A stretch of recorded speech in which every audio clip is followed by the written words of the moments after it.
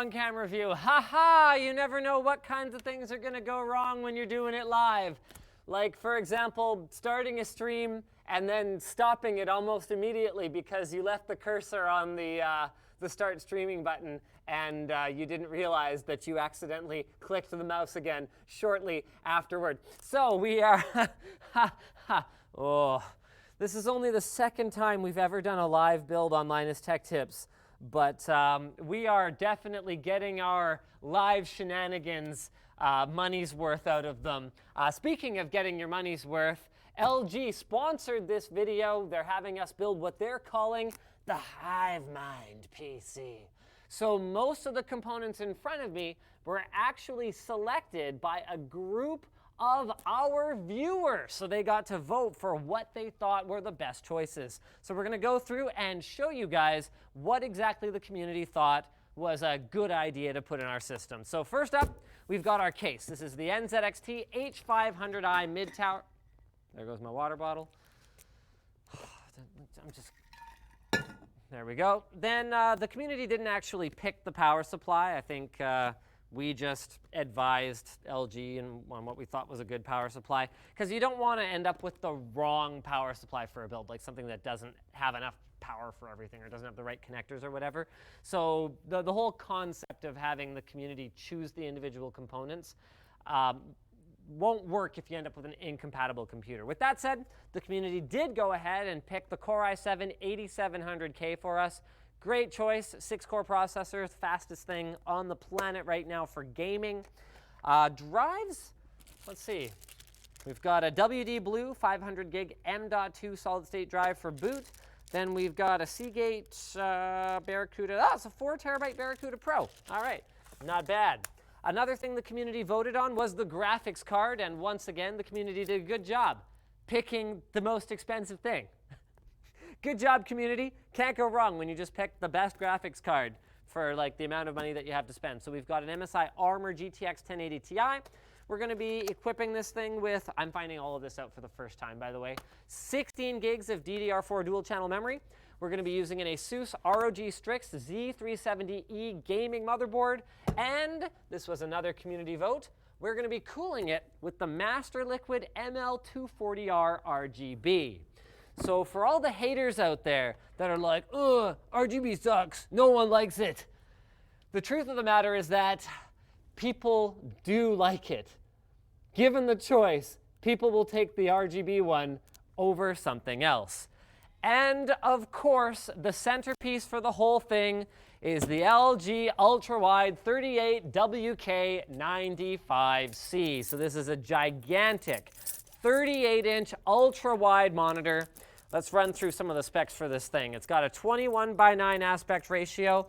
So it's got a higher resolution than the ultrawides that initially launched back when ultrawide was sort of first becoming a thing a couple of years ago. So it's like kind of ultra-wide 4K. So it's 3840 by 1600 instead of 3440 by 1440. It uses an IPS panel. It's curved. And a monitor that sits right on the desk in front of you is one of the situations where a curved display, I personally find, does feel pretty nice. It's got HDR10, so it can accept an HDR10 input signal. It covers 99% of the sRGB color space. It's got USB Type-C. It's got a 3-sided borderless design, so super slim bezels. And of course, it's, got this, it's okay. It is large and in charge. Let's go ahead and take these components out of here. Maybe we'll assemble this first. What do you think, Brendan? Should we assemble this first and then we can put it aside while we build the computer? All right. Oh, it's heavy. Okay. Okay. Got this. Okay. No, I got it. No problem. No problem. All right, let's get that box out. Ooh, laptop's about to go. No, laptop's not going to fall. Back on the table. Ha! Yes! Got this. See, we're not going to have any more difficulties stemming from, technical problems or me dropping anything or anything like that for the rest of this stream. Yeah, right. Who's that at the door? Hubris? Why, come on in, Hubris. It's good to see you, old friend. All right. Ugh. See, this is the kind of stuff we normally don't make you guys sit through, but honestly, so many people loved the last live build that we did that we thought, when LG came to us and they were like, hey, we want to do another one of these live builds. We're like, yeah, sure. Heck yeah, why not? You guys are getting the full experience, nothing removed. So if you guys wanted to go out and build the exact machine that we have, you could literally throw this video on in the background and sit there and build it, because we're going to go through absolutely everything, even the process for screwing in the base of the monitor stand. Bippity boppity done. So it's a metal piece here and then a plastic piece here. Interesting. All right. Monitor there. These accessories we won't need until we hook up the computer later, so we're just going to put these somewhere where Brandon is unlikely to trip over them. We're going to go ahead, put our stand there. Monitors have gotten a lot easier to assemble over the years. I still remember when they didn't have like self-retaining screws with the little wires on them, and you had to kind of put a bunch of screws into the base, and then you had to put a bunch of screws between the base and the monitor itself. It was a real hassle. I don't know how I'm going to show you guys this mounting process. Oh, I know how I'm going to do it. I'm going to do it over here. So basically the way that it goes on, you're going to want to get a side boob angle here. Here we go. So you just lift that over there, kind of align it from the top, and there you go. There's your height adjust. There you go. There's your tilt. No pivot. You just rotate the base, I guess. Or did I say pivot? I meant swivel. All right. So the monitor's in place. What else? MSRP $14.99. Oh, and I'm supposed to talk about the tilt and height adjust, but I already did that. Fan-freaking-tastic. All right, now let's build a computer so we can power this thing. So the idea was to have sort of a hybrid workstation / gaming machine.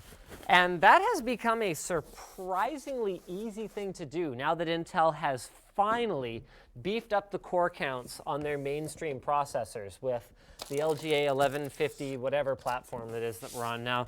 I really wish they would 1151. So it went 1156, 1155, 1150, 1151. So there's no like pattern that you can find to it. So now that they've got 6 cores available on this platform, it's really easy to build something that's great for gaming, but can also handle like a render here and there or some video editing on the side if you need to do it.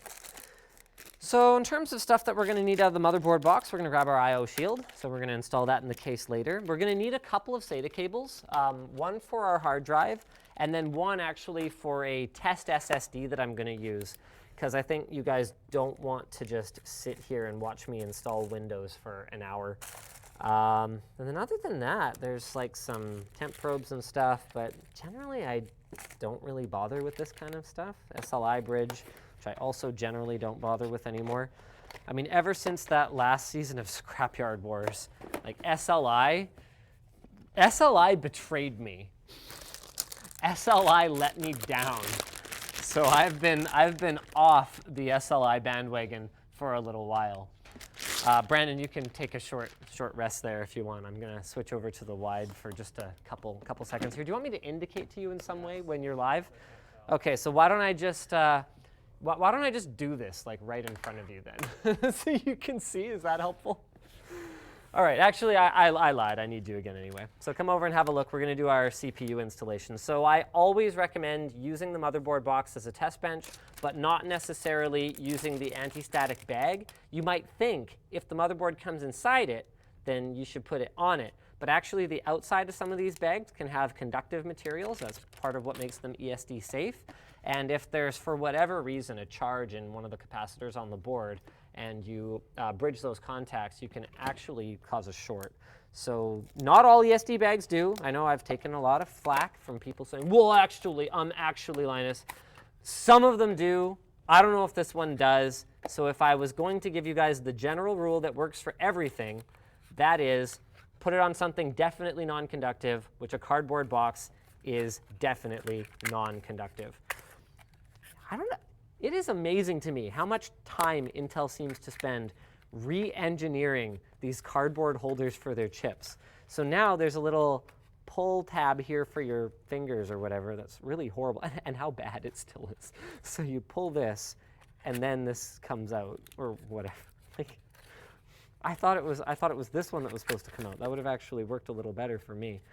All right. Do you guys want me to put the sticker on? I'm not actually monitoring the chat right now. My computer's over there, but let me know in the chat, and maybe someone will let me know what you guys think. I think Nick's having a look at the chat over there, so he can tell me if you guys want me to put like case badge stickers on and stuff. I remember that's the kind of thing I used to get really excited about when I was younger and I hadn't done as many PC builds. I'd be like, yeah, I'm gonna get these stickers so perfectly aligned. Like, you're not even gonna believe it wasn't put on by a machine. All right, so CPU installation, pretty simple. You just lift up the arm here. Come on in nice and close, Brandon. How close can you get? Can you get a little closer? Can you get closer? Can you get closer? Come on, come be my friend. Okay, so we pull out the arm, lift it up. Then what we're going to do is we're going to take the CPU here. We're going to find the corner with the little triangle. So there it is right there. Pull that out like that. Then we're going to be mad at ourselves for not checking the triangle corner before we lifted this. There it is. Sometimes it's indicated by a little dot, but then I've seen dots that aren't on the same corner as the triangle, so it's always good to make sure you find the triangle. Drop it into the socket, no force required. Give it a little wiggle, make sure it's actually in there. Then you pull this down, put that arm down, and it pops off just like that. Okay, pro tip, you guys, never ever throw this away, because if for whatever reason you have to RMA your motherboard down the road or whatever the case may be, you have to use this to protect the pins in transport. So what I usually do is I go, well, I'm unlikely to need this unless I also need this. So I put it in there. Then I take that whole thing and put it into the motherboard box for safekeeping. It's actually really important as you go to stay organized with all the parts that you have. Otherwise, you finish your build, and at the end of it, you've got like this giant mess to clean up instead of sitting and playing your games, which is what you actually want to do at that point. So I'm going to go ahead and throw this Core i7 box back together if I can. I think stupid plastic holder. Dang it. Hold on a second. Oh. None of this is helping my reputation for dropping things, I don't think. Honestly, I don't drop that much stuff. It's just a misconception. All right. I like to build out a lot of the motherboard before I even open up the case. So the next thing we're going to do is we're going to go ahead and install our RAM.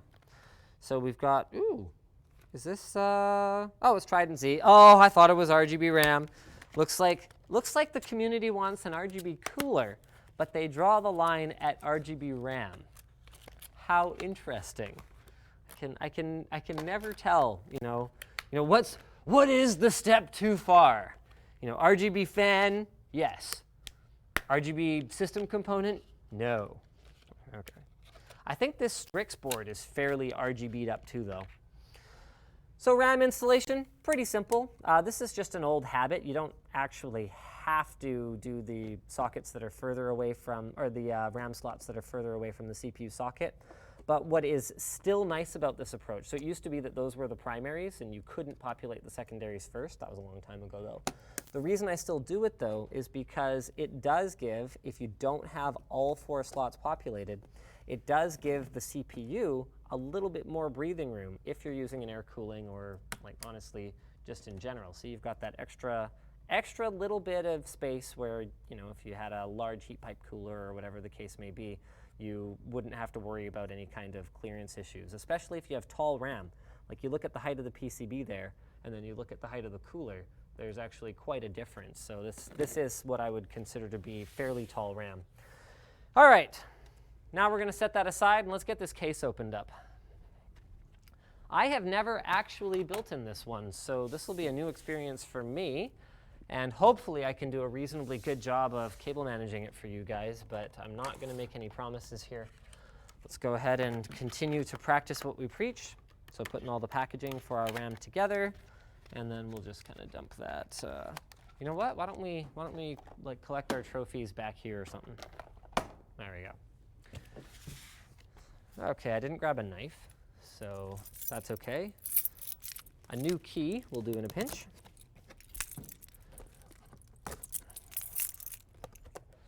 Is this thing tempered glass? Oh, yeah, wow. This case even gets a special sticker from Canada Post saying that it is heavy / lourd, which is heavy in French. So it's over 22.7 kilos. That's over 50 pounds, even though, wait, really? No, that can't be right. Why does this say heavy? Is this thing even tempered glass? I was like, wow, 50 pounds of tempered glass is a lot.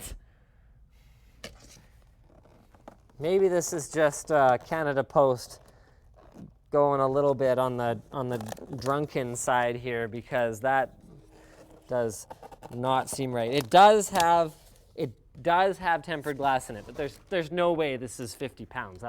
That's ridiculous. All right. Box on, box off. Haha. Ouch. Hate that. Still haven't figured out a way to avoid getting zapped every time I take a case out of the box, because the styrene and the plastics that they use to wrap these things, they're like magnets for static electricity. All right, so I'm going to switch back over to you, Brandon, and let's have a look at this thing. I've never actually seen this case even. Pretty simple, pretty clean.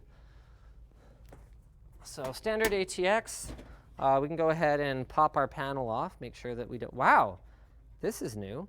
I have never seen wait, what? Hold on a second. So the panel comes off like, it looks like there's just one screw here for it instead of having two, even though there's two on the other side. And then there's this little ear here that, oh, okay, there we go. Oh, it just pops off like that. Oh, interesting.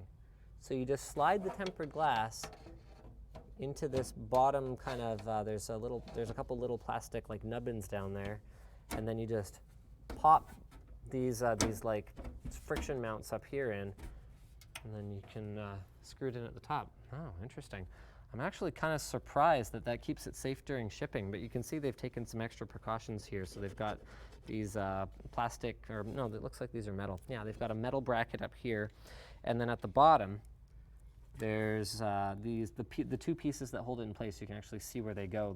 The plastic that protects the glass here has got dents in it. Those are made of plastic so that it's, I guess, mounted on all sides by, except this one, by softer components. Interesting. Do you want to call it super chat, Steve? Sure. I actually don't know what exactly a super chat is. Just when I went in the live dashboard, it was like, oh, you should turn this on. And I was like, okay. So over on this panel, we've got, oh, interesting. That's actually, one thing NZXT does really well is spending money, even on their budget cases, in ways that are meaningful. So check this out. They've gone and they've put a regrettably not like easily cleanable, as far as I can tell. Wait, how does this pop out? So there's like a bracket here. Yeah, it's not that easy to pop out, but they've gone and they've put a filter on this front air intake that's over here by the kind of where the drives would go in a more traditional chassis, but where you'll probably end up installing a radiator in something like this, so that even though you've got a solid front panel here, on at least this side, you're able to get a decent amount of airflow, and it's filtered. As we saw in our one-year airflow experiment, filters definitely work. If there was any doubt in your mind that a mesh filter on air will, draw some of the dust particles out of it, you can put that to rest once and for all. Sure, Nick, do you want to tell me? Well, I was just going to say also with that back panel, we're going to do some laser etching for the Oh, we're laser etching the back panel? Yeah. Oh, that's right. I forgot to mention that. So in addition to the community choosing the components for the build, they also provided some ideas for how we could pizzazz it up a little bit. So I think we're putting like are we laser etching like a sandal or something on here? Or, well, you know what? We'll get to the customizations later. Let's go ahead and get the rig built for now. So Stratar. Stratar. Gave 20 Canadian dollars and said, sup.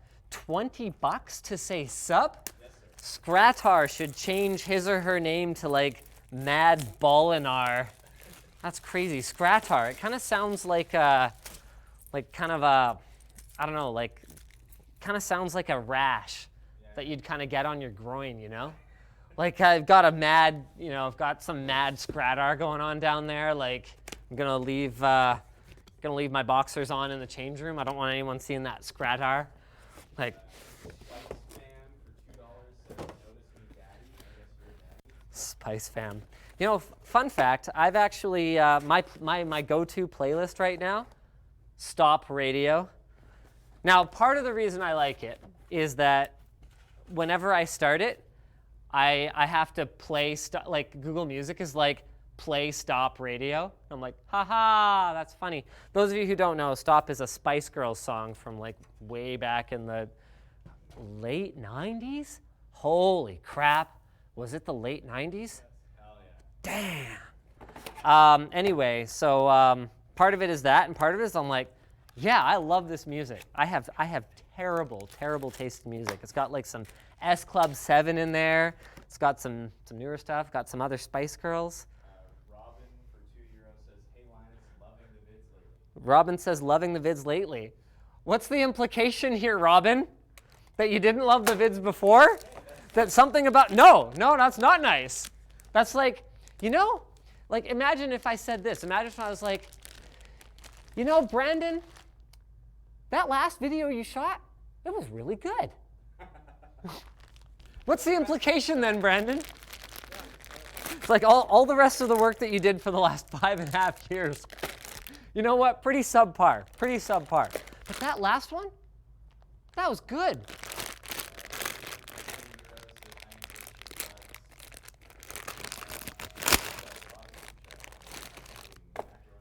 Really?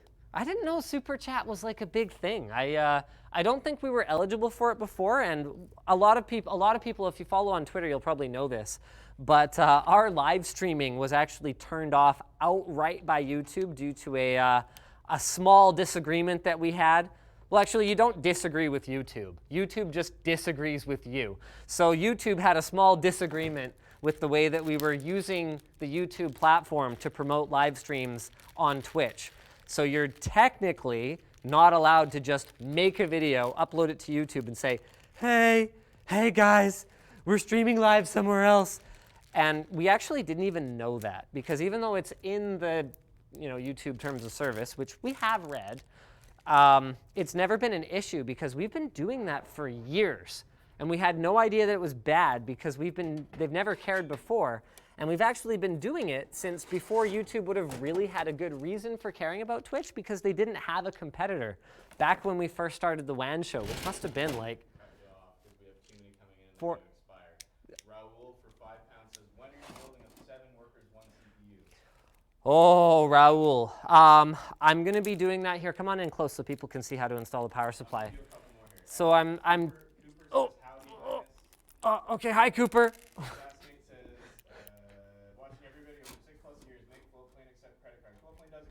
Yeah, Floatplane does accept credit card.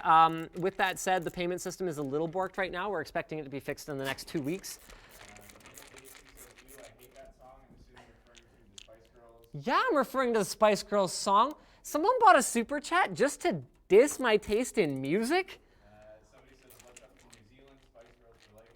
That's Joel. Thanks, Joel. Joel knows what's up. Jason says, I falsely said you weren't live and I was wrong for this. I give you $5, but actually gave us $10. We've got some... Videos inspired me to build my best rig. I'm assuming rig. What? There's so many of these. I mean, we're going to have to... €20 or £20 said, I'm so glad you gave me that just over 2,000 to spend. Something could be added also to the shopping cart or something. We'll put a link in the description. Yeah. Okay, so we're going to throw a link in the video description. Once this goes to VOD, we had someone send a super chat letting us know that they wanted to replicate this build because they've got about this much money to spend. And actually, yeah, there's nothing in here that the community actually did a surprisingly good job. Like, There's nothing in here that I'm looking at going, wow, you guys really screwed the dog on this one. This is a bad choice. So if you guys wanted to go and build this exact machine, I would stand behind it. There was one super chat that I had wanted to answer. So there, we've got our 4 power supply screws in. I will get to it in a second here. I've gone with a bottom-facing fan. So this is always something you have to think about your particular situation for, because most cases have the mounting for both orientations. You can see there's a lip here, there's one here, there's one here, and there's one here. So I could have flipped this power supply around if I wanted to, but I opted to go this way because this case has really nice big feet on it. So even if it's sitting on carpet, you should still have adequate clearance for the power supply to draw air in from the bottom. And it's got a nice, easily removable filter that's not super long, so it's pretty simple to get at. So when you can get away with it, it's a little nicer to orient it this way. All right, so I had wanted to get to when am I doing the 7 users, 1 CPU ultimate virtualized workstation. So that's going to be as soon as I can. It's something that I am sort of already working on behind the scenes. I've gotten a couple of VMs up. I just got my PCI Express extension cables in, so that'll help me get that going because I'll be able to throw all 6 of the graphics cards that I want in there. But there's no real hurry for it, and it's going to be a very time-consuming build. So I want to take my time. I want to make sure I'm doing it right. I'm still waiting for some Optane drives from Intel. And I'm holding off on requesting them, just in case they release a new one with higher capacity or whatever in the meantime while I'm waiting. That's also why I've held off on requesting graphics cards, just in case something were to drop before I finish this project. Like, I think it's going to be a few months before we actually release that video. I want to make sure that we are running the absolute latest and greatest in that thing. I mean, there's nothing worse than building what will probably be in the neighborhood of a $40,000 to $50,000 machine and having it be obsolete by the time you actually load an OS on it. Like, I hate that. That sucks. That's the worst, when you get the timing wrong and you just feel like a total butthead. So I'm gonna try my best to avoid that. Yes, soon. So the cables I'm pulling out right now, I got my 24-pin connected already. I'm grabbing my 4+4 CPU connector. So we are definitely going to need that. I'm grabbing a SATA connector, and then the last one that I grabbed already is one of these puppies. So an 8-pin to dual 8-pin PCI Express connector. Those are, I think, all the power cables we're going to need, but I don't know, if this needs a Molex connection or something like that, I'll grab that out of the power supply box later. All right, go ahead and hit me with the super chats. Dude, I literally can't keep up. There's so many. Ian gave $50. To say, hey, Alliance and friends, first stream I've been able to catch. Actually looking to build my own PC. Thanks for the amazing content. Oh, well, thank you, Ian. Appreciate that. A whole bunch of $5 ones. Been watching for 6 or 7 years. Thanks for helping me build my PC. Here, do you want to just, can you fire up the super chats on here, and then I can read them myself? Well, they're just, if you go and you bring up the straight here, Yeah, I can't look at that right now. yeah, All right, so let's go ahead and get this I/O shield in here. So one trick that's really important is bending back these contacts. Now, you don't want to bend them back too much because these actually serve a purpose.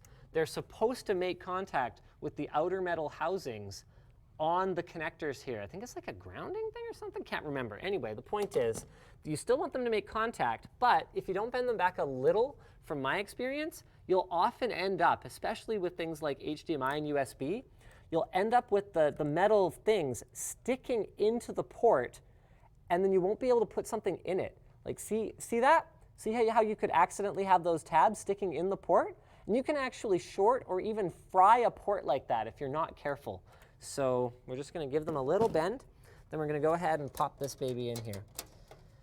This is actually one really nice benefit to higher-end motherboards. That's like a stupid thing, and you shouldn't really have to pay more for it. But they come with nicer I/O shields.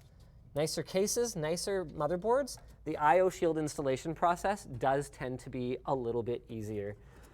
But you got to save. I mean, when people want to save, $3 from one model of motherboard to another. And that's how compressed the product stacks are in a lot of cases for things like motherboards. You gotta save 2 pennies somewhere. All right, so now I think, wow, this is going really smoothly. Building a PC really has gotten a lot easier over the years. So what I usually like to do is I hold by the PCI Express slot and by a power slot or a power connector, or RAM in a pinch, or a heatsink up here. Actually, you know what? I'm going to go with the 24-pin power, and I'm going to go with this heatsink right here for this board. It varies from board to board. And then we want to double check, make sure everything's aligned back here. We're not, yep, see? It happened. Ah, I knew it. The HDMI one is not bent enough, so it was jamming in there. That's why you have 26,000 people watching. 26,000 people are watching this? Yeah. Really? That's more live viewers than we've ever had. No, by 42,000. Oh, we had 42 on the We Broke Up stream. No, That's, that was on the 6 million. Oh, 6 million. Yeah. Oh, okay. Sheesh. Hi, everybody. Now I've got all this pressure. I would have rather not known there were that many people watching. Like, it's a funny thing because you sort of assume that, you know, someone who performs on camera all the time is just, you know, comfortable on camera, and it's, you know, it's whatever, it's just routine. And there are certain aspects of my job that are. By the way, there's one little trick that I used here already. NZXT does a really great job of this. So they've got a nice little nubbin on the middle motherboard connector so that you can slide the motherboard into place and then just pop it on there, and that'll hold it still while you're plugging in all your other stuff. That is one of the most common ways that people will brick a motherboard when they're building a computer. They'll be trying to hold it in place, and they'll be like so focused on putting in this screw that they don't realize that the rest of the motherboard is pivoting around it and scratching up the back of the PCB. It's a really easy way to accidentally break a trace. So we've got that popped into place. It's a really, really nice feature of their cases. There's other manufacturers that do it as well. I'm going to go ahead and grab what I think are the motherboard screws. I actually grabbed them before, and then I went and I put them somewhere, and I don't remember where I put them. See, now I got all this pressure. Right, here it is. Okay, give me 1 second here. Right. So people make. Can I just? Well, how do I do it? It's like, it's not optimized. You can't make it full screen. So like. It's really? easier if I, oh, you can just throw it right there. I can read there. If you gotta be, 2 hands? Yeah. Just, oh man. It's super inconvenient. Okay. What was the thing that I was going to tell people though? Oh, right. The uncomfortable part. Okay, I'll remember that. Okay, go ahead. Hit me with some super chats. Okay. Exploring Fate. Where is your song playlist located? What is the exact name of the channel? Oh, so it's Google Play Music has a feature where you can just play a song, and then you can start up a radio station of songs that other people who like that song also like. It's one of my favorite features, actually, because like I like a lot of crappy late 90s, early 2000s music. So if I just grab any song from that era, then it'll just start to feed me other crappy music, and it makes my Saturday. Scott Travis, Linus, thank you for all the great content you give us, and keep up the fantastic work of you and your epic team. Thanks, Scott. Somebody gave £5, I think that is, and said put towards fixing, replacing whatever Linus manages to drop and break. Jonathan, Okay, now hold on. Okay. Who was that? Scott Travis. Oh, sorry, that wasn't Scott Travis. That was Tim. All right, Tim. Let me have a little super chat with you. I actually break surprisingly little hard. Did you guys see how careful I'm being right here? Like, I've got this magnetic screwdriver that I borrowed from Jake because I left mine at home. I've got, okay, I kind of jammed that into the motherboard there. I've got this ergonomic desk that I'm working sitting on top of it.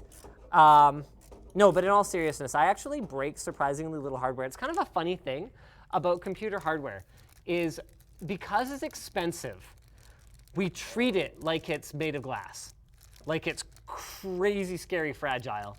It's live now. It went off for a sec. It went off for a sec? Are we back? You're back. Cool. So because it's really expensive, we treat it like it's super crazy fragile. And it is. It is. But really experienced techs, you guys are going to see this in the upcoming iMac Pro repair vlog with Louis Rossman, tend to have enough experience to have lived through doing stuff that they probably shouldn't have done, and no one would, including them, would ever recommend that you do, and having the hardware be just fine. Like, I remember going into a computer shop one time when I was young and impressionable, and they just had like a Rubbermaid bin full of graphics cards. No ESD bags, no like protective sleeves, no styrofoam slots for them. Like, we're pretty good compared to these guys. They were all older things, like they were basically worthless. But it was an entire bin of graphics cards just piled in there, and they like would fish through them and get them, like pull one out. And they pulled one out, and like it worked. And I was like, my mind was blown. I was like, there's no way that should work. But they're not actually that fragile in a lot of cases, which is not to say that you should not be careful. It's just that when I drop something, and now hard drives would be an exception, I would never drop a hard drive. But if I were to, drop something like an SSD because I'm being blasé or whatever, it's fine.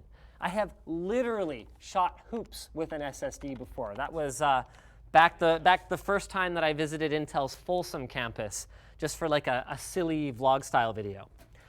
So you can see, in spite of my rambling, we're actually making excellent progress here. We've got our CPU and RAM installed. We've got our motherboard mounted in the case.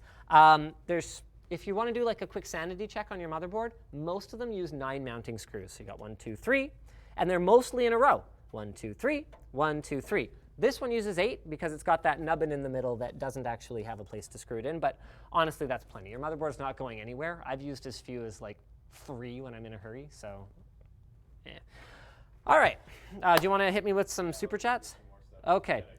Do you want to stand close so that at least the mic can, or do you want to just hold it so that I can see it, so I can read them? I like to read things. Okay, thank you. Jonathan gave $30 and said, your videos inspired me to build my best gaming PC. Me and my friend Joel, thank you. Well, that's fantastic, because I would have hated it if our videos inspired you to build your worst gaming PC. That's actually a marketing thing that I always get a kick out of. Like, oh man, like when NVIDIA will release a new graphics card, and they're like, it's our best GPU ever. And I'm like, really? Wow, really? So now hold on just a minute here. You're telling me that you guys built it better this time than last time? You didn't build something worse? Well, golly.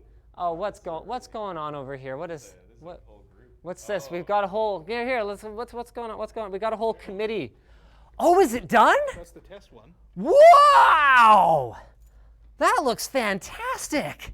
So we're doing this to the window? Yes. Are we doing it to the window? Look at that. We can do either. Dang! The Hive Mind. So is this a piece of tempered glass that we etched this into? Yeah. Dang, someone actually messaged me on the forum the other day asking if I would recommend this laser engraver, or this laser cutter. Would we recommend it? Yeah, I got a software update recently, and now it's actually sick. Sweet. We've got a little bit of burn mark here. No, that comes right off. Oh, sick. That is so clean. Do you guys want the real one then? Sure. Okay, the real one's smaller, and it's not tinted, so you might get a bit of a different effect to it, but yeah, just make sure you peel off that plastic, which you knew, but anyway, man, does that not look freaking awesome? Here, let me just make sure that I'm not catching the light here. So you got the Linus Kappa face, meme face thing up there, and then here we go, Hive Mind down here. Looks great. Great job, you guys. Everybody's telling you to drop it. Freaking awesome. No, I'm not going to drop it. I don't actually drop things. Okay, we gotta do this quickly so you okay. have like Brandon, come on in close while I install the M.2 drive, and then Nick can you just point it at me so I can read them? I can do that. So if you just up arrow, down arrow, yeah. Go through them. Okay. Somebody asked if you have a new screwdriver.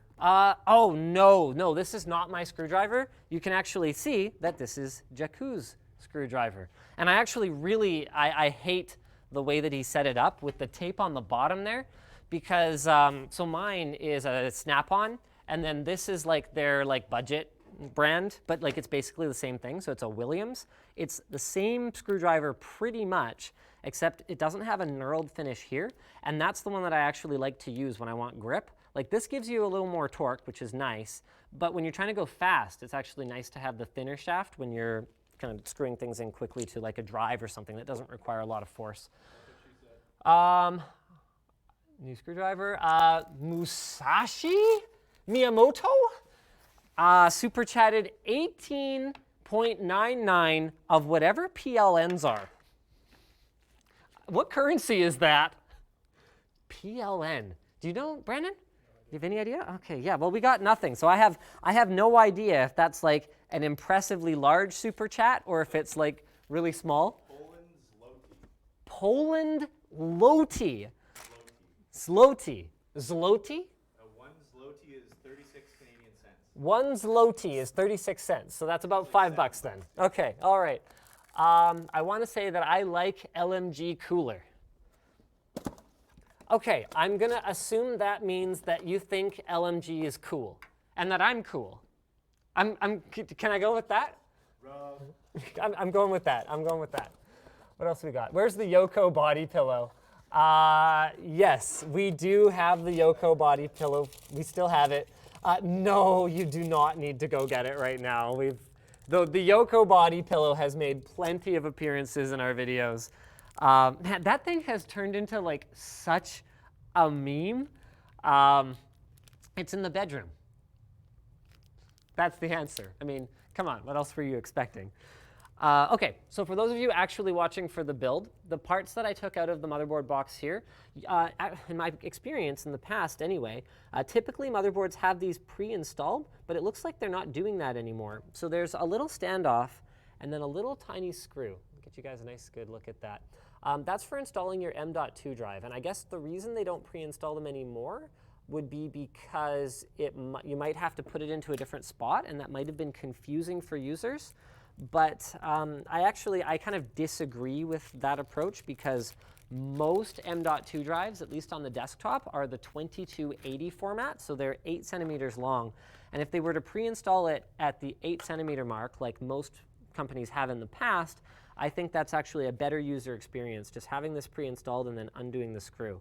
But then I can also see how removing this nut could be confusing, because when you take out the screw initially, it's not obvious that you can move it if you've never installed an M.2 drive before. So, oh, dang it, where'd it go? These are non-ferrous, so I can't pick them up with the magnetic screwdriver. Sorry, super chats. I will get to you in a moment here. I just need to go ahead and get this screwed in, and I need my focus for that. All right, there we go. So there you go. So that's the nut. Then you go ahead and you just pop this in from the top, kind of like a laptop memory slot. Then you see how it kind of sticks up like that? That's intentional. Then you just need a smaller screwdriver. Put the screw on there, line that up, and bippity-boppity, screw it in. Bobby Mart says, "Hi, Linus." Hi, Bobby. Time Lord says, "What's the most expensive thing you've ever dropped?" I've been asked that a lot, and for some reason, I can never remember the freaking answer. Man, I mean, it was kind of me. Like, I definitely contributed at least 50% of the blame when Max dropped that test bench. Like, that wasn't really clear from the video, but that was definitely a thing. That was pretty expensive because it was an entire built computer with like high-end graphics card, brand new, unreleased processor. It's hard to assign a value to something that's not even released yet. I just realized I got ahead of myself and I installed the 24-pin power connector without you guys. Sorry, I get into like PC building mode and I'm spitting all over the computer. And then I'm just like, blip, blip, blip, blip, blip, plugging things in. So here we go. I'm going to plug in the 24-pin. This is a nice little cable management thing that NZXT does. So that allows you to hide your 24. It's keyed, so it can only go in one way. You go ahead and it's usually got the key towards the outer edge of the board. So you would install it this way. And boom, that goes on, a little something like that. You can kind of tidy it up. We're gonna fix it up a little bit more later. The way that I tend to do my cable management is in reverse in most cases. So that's why I didn't plug any of my modular cables into the motherboard. I just find when I don't have a bunch of tension on the cable from the back, it's a little bit easier, especially on ones like the 8-pin CPU connector here. So I'm going to go ahead and plug that bad boy in. This one's always a little tricky. I personally prefer power supplies where they have a little plastic bridge between them that locks those two 4-pins together, but SeaSonic didn't do that on this model for whatever reason. Thank you, SeaSonic.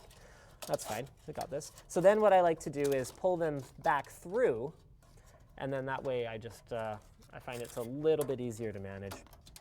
There you go, see, nice and clean. All right, what else we got?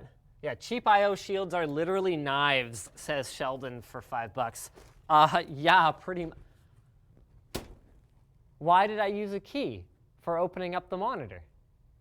I should have just grabbed the I/O shield. I mean, we also have a good I/O shield, so that's one reason why we couldn't have done that. Something else NZXT typically does pretty well, but they actually didn't do a great job of on this case, is lots of little cable management loops on the back. They've got a few down this side, they've got a few down this side, but what these will allow us to do is go ahead and, oh, actually, oh, no, I see, I missed one here. Oh, maybe it's better than I thought.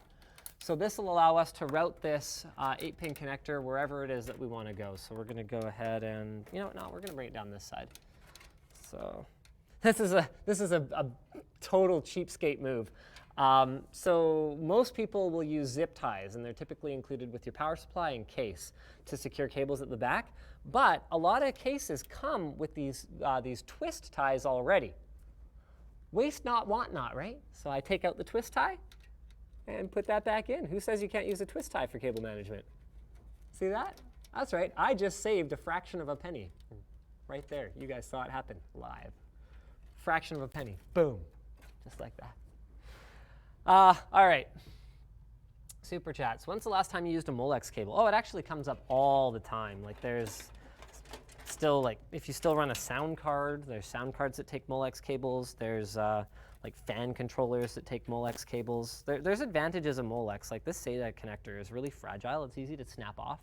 So it's not like it's perfect. You know what I want to do real quick here is get this cooler in, because I'm a little bit worried about how the cable management's going to work for it.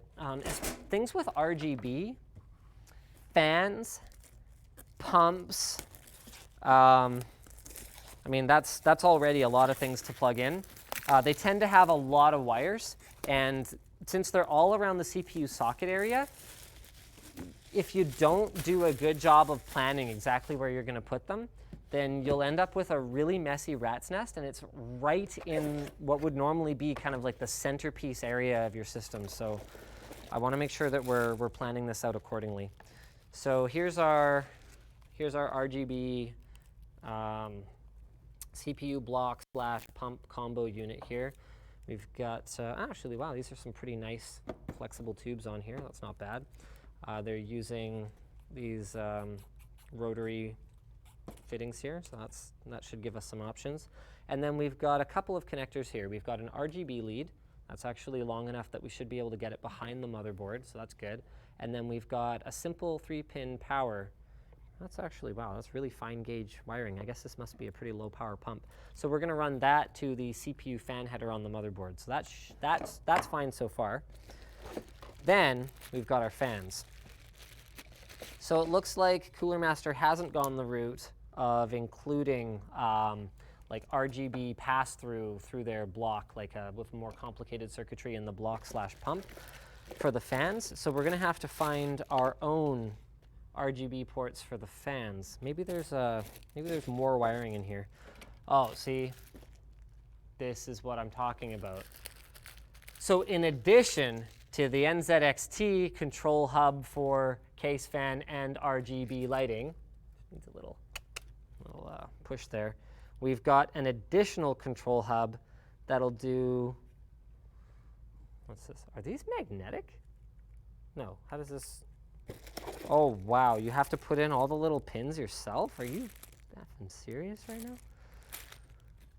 Oh boy. Oh boy, this is what I was afraid of. Holy smokes, look at the sheer amount of wiring this thing comes with. This is exactly what I was afraid of. This build just got like 20 minutes longer. So I apologize in advance to everyone who's sort of, waiting with bated breath for like the moment when we plug in the GPU. But that is not happening for a while. Not to freak you out, but somehow you're managing to entertain 27,000 people enough to stick around. 27,000 people are still watching. They're going to watch me struggle with this thing for a little bit here because this is some pretty bad news bears. Yeah, we can switch to the wide for a little bit if Brandon's tired. I don't know. I don't even know where the keyboard went. I lost it. I lost the keyboard. Where is it? Okay, so I'll talk to you guys over here for a while. Brandon, do you just want to man focus on that or something? Or you could even just throw it on sticks above me here. Actually, that would probably be better if you just want to throw an angle down here because there is so much freaking stuff here. I can't even figure out how the mounting works for the CPU out of like in less than 30 seconds here, which is how long I would expect a really good mount to take me. Okay, so this let's start by getting rid of stuff we don't need. So this right here is LGA 2011 hardware. Don't need that. Almost everything else in here is not labeled, which is frustrating. But I suspect this is AMD.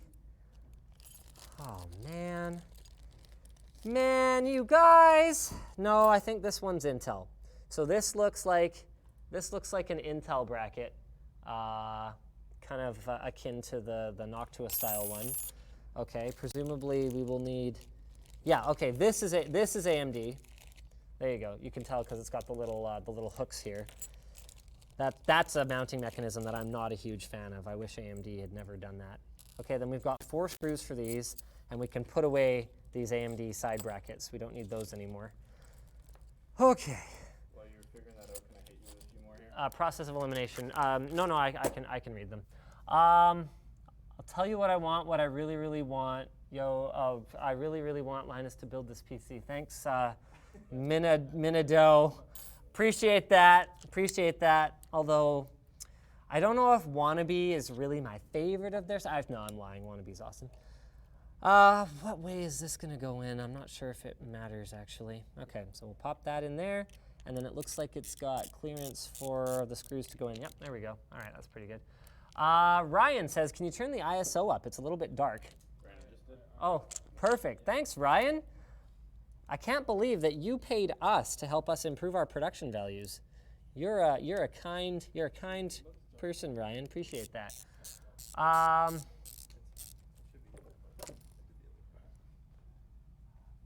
What do we got here? Oh wow! Oh crap! I just scrolled through like literally all of them. I will help you. Yeah, can you find where we left off? Because that's all I need to know. If you just want to find where we left off, I just accidentally scrolled like to the bottom. We're not gonna be able to get all of them, so thank you everybody. No. We'll do our best. Go back to where we left off. I don't want to skip people. If I have to just talk to super chat people at the end, I will do that. All right. Actually, I probably shouldn't necessarily commit that because I don't know how many there are. There's a lot. There's a lot? Okay, yeah, there's a lot. We'll do our best. How about I commit to doing my best? That's like the ultimate non-committal commitment. You know what? I'm going to do my best for you. But I will. Okay, so some assembly required on this CPU cooler. So what I've done so far here is attached the LGA 11.5 whatever, looks like it goes all the way down to 775 bracket to the pump slash block component. All right, now I'm gonna need the instructions. I am actually going to need the instructions. This is not good because I've got 2 baggies here of long screws, one with square ends and then one with thumb screw ends. Oh, you know what? The thumb screw end one, that's probably radiator. I think we're actually in pretty good shape here. Okay, cool. So this must be for the CPU socket itself. So we've got a back plate, which this was one of the biggest innovations, I think, in case design over the last like 10 years. was the idea of cutting out the area behind the CPU socket so that you can install coolers with backplates without ripping the whole motherboard out. Really, really nice feature. So we've got one of those, and then we've also got, oh my goodness, a whole bunch of crap. Then we've got these little kind of screws here. So these stick through. Whoop, okay, that's good, that didn't get lost. So these stick through here, and then you've got these little retention pieces that stick onto the end so that they don't pop off. Then you can slide them back and forth to the position that you want. Some assembly required, all right? Okay, let's do some super chats here. Toasted Vivid says, hey, just wanted to say, love your vids! Wondering why you like socks and sandals so much? Because they're the best. Do I need another reason to like socks and sandals so much? No. In all seriousness, though, my feet get too hot and then they smell if I don't have adequate ventilation. I mean, it's just like, you know, it's like, why do you like having a case with cooling fans in it so much? Because you got to have that cooling. It's important. All right, got this assembled. Adam Jones says, what are you going to do if it doesn't post? Not an option. We're gonna make sure this computer boots. I mean, we'll do the usual troubleshooting steps. We'll, you know, try and figure out why exactly it is that it's not posting. We'll start swapping components if it comes to that. I'm really not expecting any problems. I mean, pretty much everything we've got, not pretty much, everything we've got here is reputable, reliable stuff. All right, so we've got our backplate on there. We haven't used any adhesive strips or anything. I'm not a fan. I don't think this one even comes with any, but I'm not a fan of using those anyway, just because then if you need to rip it off, then it's sort of a hassle. We've got these spacers. Those are going to go on the other side of the board when we actually install the block. You know what? No, I'm going to throw them on now. No, I'm not going to throw them on now. I actually don't know if we need those. Oh, that's interesting. Then we've got these thumb screws. They might go on top. No, yeah, those spacers do look like they go on. Okay, I'm going to put those here for now, along with all of these thumb screws. We'll keep those safe. Now I'm going to figure out this wiring situation. I am not, honestly, a huge fan of what's going on here right now. So, oh, wow, look at this. So I understand wanting to give the user options, but Cooler Master has gone and they've included an internal USB connector here to an external adapter, then the cable that actually plugs into the block, presumably. Is that where it goes? No, it plugs into the controller hub. So then the cable that goes into the hub, which is a micro B, my favorite connector, of course, is like an external cable, and then the whole thing is like this long. Like, look at this. That right there is the stuff that cable management nightmares are made of. I'm not a huge fan of this kind of approach. We're going to have to find somewhere to put this. We might end up stashing it down here in the drive bays or something like that. I'm still figuring out my options.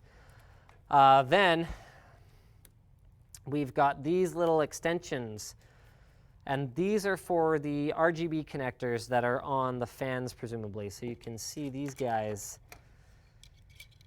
Oh, man. Okay. So these guys go like this. There we go. These are nice. These are keyed, so you can't put them in the, wait, what? Oh, okay, yeah, these are keyed, so you can't do them the wrong way, so that's good, I guess. But then they've got one that's got 4 wires. I guess that's for the one on the CPU block itself. Did I drop one? Holy bananas. The number of wires this thing comes with. And maybe you don't even need those. Are those just extensions? Okay, so then you've got this like 3-piece harness, 3-to-1 harness here that goes from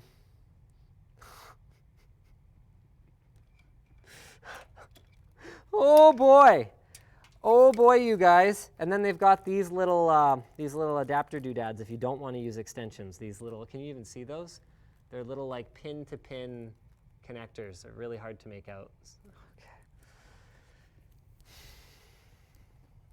All right. So the fans are going to be easy. As far as I know, this motherboard has two CPU fan headers, one for the pump and then one for the fans themselves. So we're going to go ahead, we're going to plug these fans into this Y adapter. So what these do is they allow both of the fans to be controlled, and then you just read the RPM or I believe it's only one of them has a PWM wire. No, only one of them has an RPM sense. So they can both be PWM controlled, and then you just read the RPM off this green wire on one of them. So that way you can tell that they're both the same model, so they're probably both spinning at about the same speed. So we've got that done. Now, these seem to go into this, and this. And then the block has an RGB lead that seems to go into this. So the block and both fans all go into this one connector, assuming that you want them all synchronized. Then this goes into our control hub, presumably. And you can either do that through an extension cable, like this one, that you then put one of these little male-to-male adapter pin doodads in. So here, so you would go ahead, you would put that thing in there, and then you would put that thing in there. Or if you're close enough, you could just leave the adapter pin in here, and you could plug directly into the controller hub. So you have many, many options for how you want to plug this in, which is both a blessing and a curse. We're going to plug everything into A1 here, I guess. Holy crap. Okay. Oh, I'm getting stressed out here. All right. This is kind of neat. This hub has apparently temperature, fan sensors, case reset, and motherboard reset. Maybe that's for, I'm actually not 100% sure. Like, do you hook your actual motherboard switches up to it or something? Holy bananas. So this right here is a 4-pin to 4-pin extension that has a green and a black wire running off of it that I guess, here we go, yeah, is a fan RPM sense of some sort. I don't understand why I would need this. Why am I not using my motherboard to monitor this stuff? I am going to use my motherboard to monitor this stuff. I don't want this. Okay, so let's put that away. We'll put that in our pile of cables that the winner of this machine is going to get in a gigantic bag because there's so many pieces that I don't need here. All right. Then we've got whatever the crap this is. This looks like it goes to a thermal probe or something. And then yes, it does come with an included extension to your reset switch. So maybe there's like a feature where you can go online and use the cloud to reset your computer if you're not there or something. Like I could see that being useful for something like crypto mining, for example, but I don't think a typical desktop is going to benefit much from that. So we're going to go ahead, we're going to put that away as well. Okay, so the nightmare mess of cables seems to have been mostly reduced down to this hub, this USB connector to control the hub, this harness of RGB wiring that will go to the hub, and then these optional extensions that we might need later, but I'm going to tuck over here for now.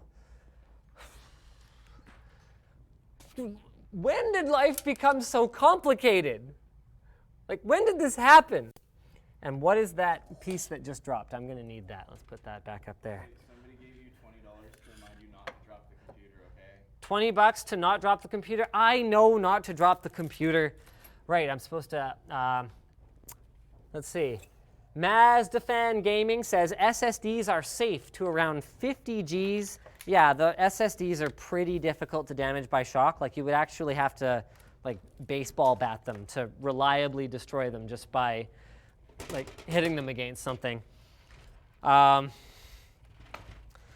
I just realized, again, stressing out here, that I actually don't know if this cooler is compatible with this case. it's probably fine.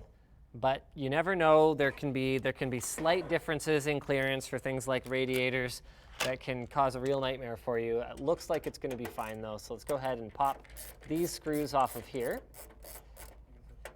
And NZXT thoughtfully included a nice little removable bracket here. Okay. So we'll go ahead and pop that off. And then we've probably got a couple of different options here in terms of how we want to mount our radiator and our fans.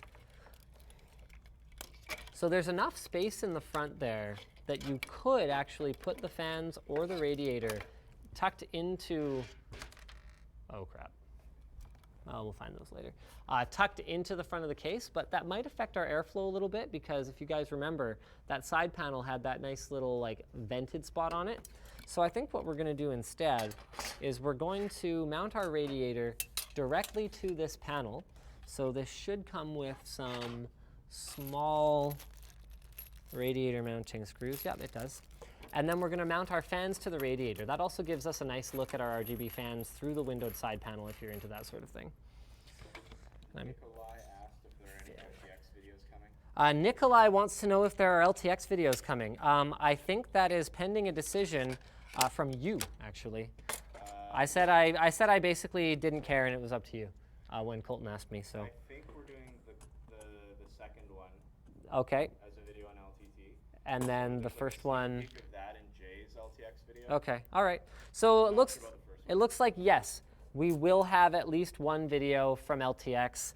I think the first thing that we kind of shot there, thinking it might end up being a video, might not end up being a video. But I mean, honestly, we're happy to get any video content out of it. LTX was more about sort of meeting up with the community in person, and it was less about creating videos. Like I only spent maybe 30, 40 minutes of my time there doing stuff that could conceivably have turned into a video, and the rest was just live engagements. Like it was a lot of fun. I actually challenged attendees to like the joust, the hamster ball race, case toss. Just you gotta have fun with stuff like that. And for us, like the whole secret behind a fun live event was trying to find ways for us to have fun. So we actually had fewer booths than last year, but attendees are telling us they had more fun than last year, which doesn't make sense on the surface, except that that was done on purpose. So last year, most of our staff were so busy running booths that they didn't really have time to interact with the attendees. Whereas this time, pretty much every booth had at least 2 LMG staffers on it, so people could take turns running them, and they would actually have time to, eat or talk to people or do those things that you're supposed to do at conventions. Kyle McIsaac says, tell Anthony his Newfoundland friends miss him. Oh, Anthony, are you over there? Your Newfie friends miss you, bro. He says he misses them too. They're missing them. We'll get in the car and go out there. Yeah, get in the car and go out there. Sorry, not funny. Pretty funny. Pretty funny. Somebody also asked, I can't remember who it was, if there's going to be an LTX on the East Coast at any point. Oh, okay, good question. Will there be an LTX on the East Coast? For now, the answer is no, because I would rather under-promise and over-deliver. Nothing is impossible through music, but it's a regular show thing, don't worry about it. Nothing's impossible, but right now there are no plans whatsoever for an LTX on the East Coast. It's just, with the amount of hassle that it is to get all of our staff and all of our equipment to the Richmond Olympic Oval, which is like 40 minutes away. I mean, imagining being on the other side of the country and having forgotten a cable or whatever is just terrifying. Terrifying. Yeah, or spending $500 on glitter. No, that would have been fine. I think they have Staples over there. For those of you wondering what I'm doing right now, so I used the short screws to screw the radiator into this mounting plate, and then I'm using the long screws to screw my fans into the radiator here. Now, usually there's enough play in these long screws that if you don't need to mount the radiator directly to something, you can go straight through your case, through the fans, and then into the radiator with these. It used to be that old radiators had had some of the tubes. So it's hard to tell that they're tubes because they're so thin. But they had tubes directly under where the screws went in, and you could easily puncture them with a screw that was too long.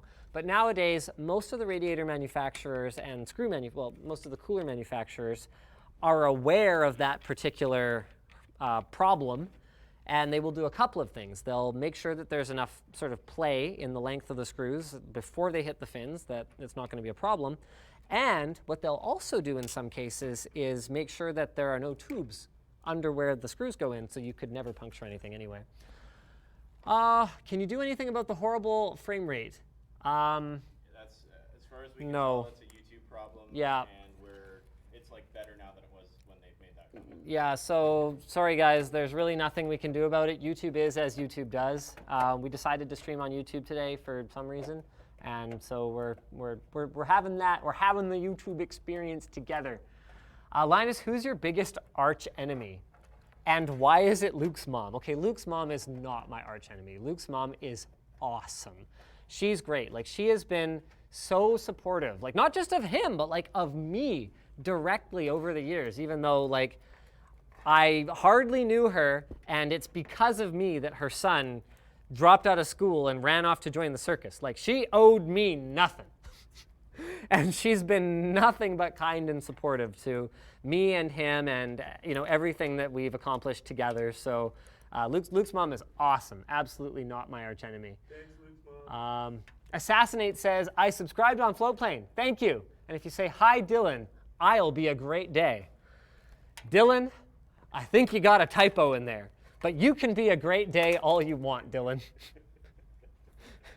It's like on Dylan's tombstone. Here lies Dylan. He was a great day. We have an entrance. We have a what? Oh, is it done? Oh, yeah. Oh, nice. Nice. Here it is, you guys. Wow. That looks fantastic. Now, this is going to be a bit of a stretch for your imaginations out there, but imagine this on here. Imagine it for just one moment here. Not too shabby. Not too shabby at all. I'm liking it. Good work. Thank you, Anthony. That's Super Anthony over there. Actually, I'm kidding. That's not the real Super Anthony. The real Super Anthony is a fighting robot that we are working. So that company sent us a fighting robot. And then when we reached out to them saying, like, hey, could we borrow another one? Like, we're not asking to keep it or anything, but we really feel like a video about a fighting robot should probably have a robot fight in it. They were like, no, we don't have any left, so you can't have any. And we're like, well, like, we can wait till you make another one. And they're like, no. So we're like, okay. So we reached out to another creator who also has one, and we are thinking of maybe doing a collab with that person so that we can actually watch the Super Anthony's fight, because our only other option was to have our regular Anthony fight the Super Anthony. And that was going to be a pretty one-sided fight because, well, I mean, they have weight classes for a reason. This robot's like this big. Like, he would have just been like, boom, and it would have been dead. Would have been over. Genius 10391 gave $20 and said, really looking forward to this year's Scrapyard Wars. I'm just getting up to date with all your videos, and I have to say that series was absolutely one of my favorites. Genius. 10.3 whatever it was? Okay. 391. Scrapyard Wars is coming. It's coming sooner than you think, unless you think that it's coming on Saturday, in which case it's coming exactly when you think. Unless you think it's coming today, in which case it's coming later than you think. Yeah. Thank you. Thank you for that, Nick. Let's go ahead and do some thermal compound here really quick. Brandon, do you want to get us a good shot of this? So we're applying kind of a grain of rice-sized amount of thermal compound here. That's the typical application method for these smaller processors. Bippity-boppity, done. Then this is really important. Please peel off label before you use, oh, dang it. There we go. So there's our nice clean copper base there. So I actually need that hardware that I dropped earlier, so I'm going to go ahead and do a couple more super chats. Are you going to liquid metal this PC? No, I am not. There's a very good reason for that. So liquid metal gives you amazing performance, but it actually has, at this time, unknown long-term effects. Like it does have to be, well, not unknown. You do have to reapply it every once in a while, which is not something that I'm necessarily going to assume that the user of this computer will know how to do. It's a little bit finickier to install. It takes longer. So between it not having as long a lifespan and taking longer to install, that's pretty much all the reason that we really need. Also, it's dangerous. It can kill your components. It's metal. So if someone were to go in and fuss about with it after the fact, and they accidentally got a little bit of liquid metal on something, they could kill it. So they could very easily kill their CPU or their motherboard. So liquid metal is one of those things that we love, and we love to play around with, but that we don't run out and recommend to our viewers or go and pre-install in systems that we're building for people, if that kind of makes sense. Corrupt Turret gave $20. Corrupt Turret, $20. And said, so I realized recently that I've kept ad block on the forum since I joined in 2016. Does $20 make up for the lost ad revenue? Yes, $20 more than makes up on the lost ad revenue on the forum, especially because the forum barely even has ads on it anymore. The forum doesn't make money. Yeah, the forum has, I don't think the forum has ever made money. It's mostly a community initiative at this point. Like it's pretty much run by the community. Almost no one at LMG puts a lot of hours into it.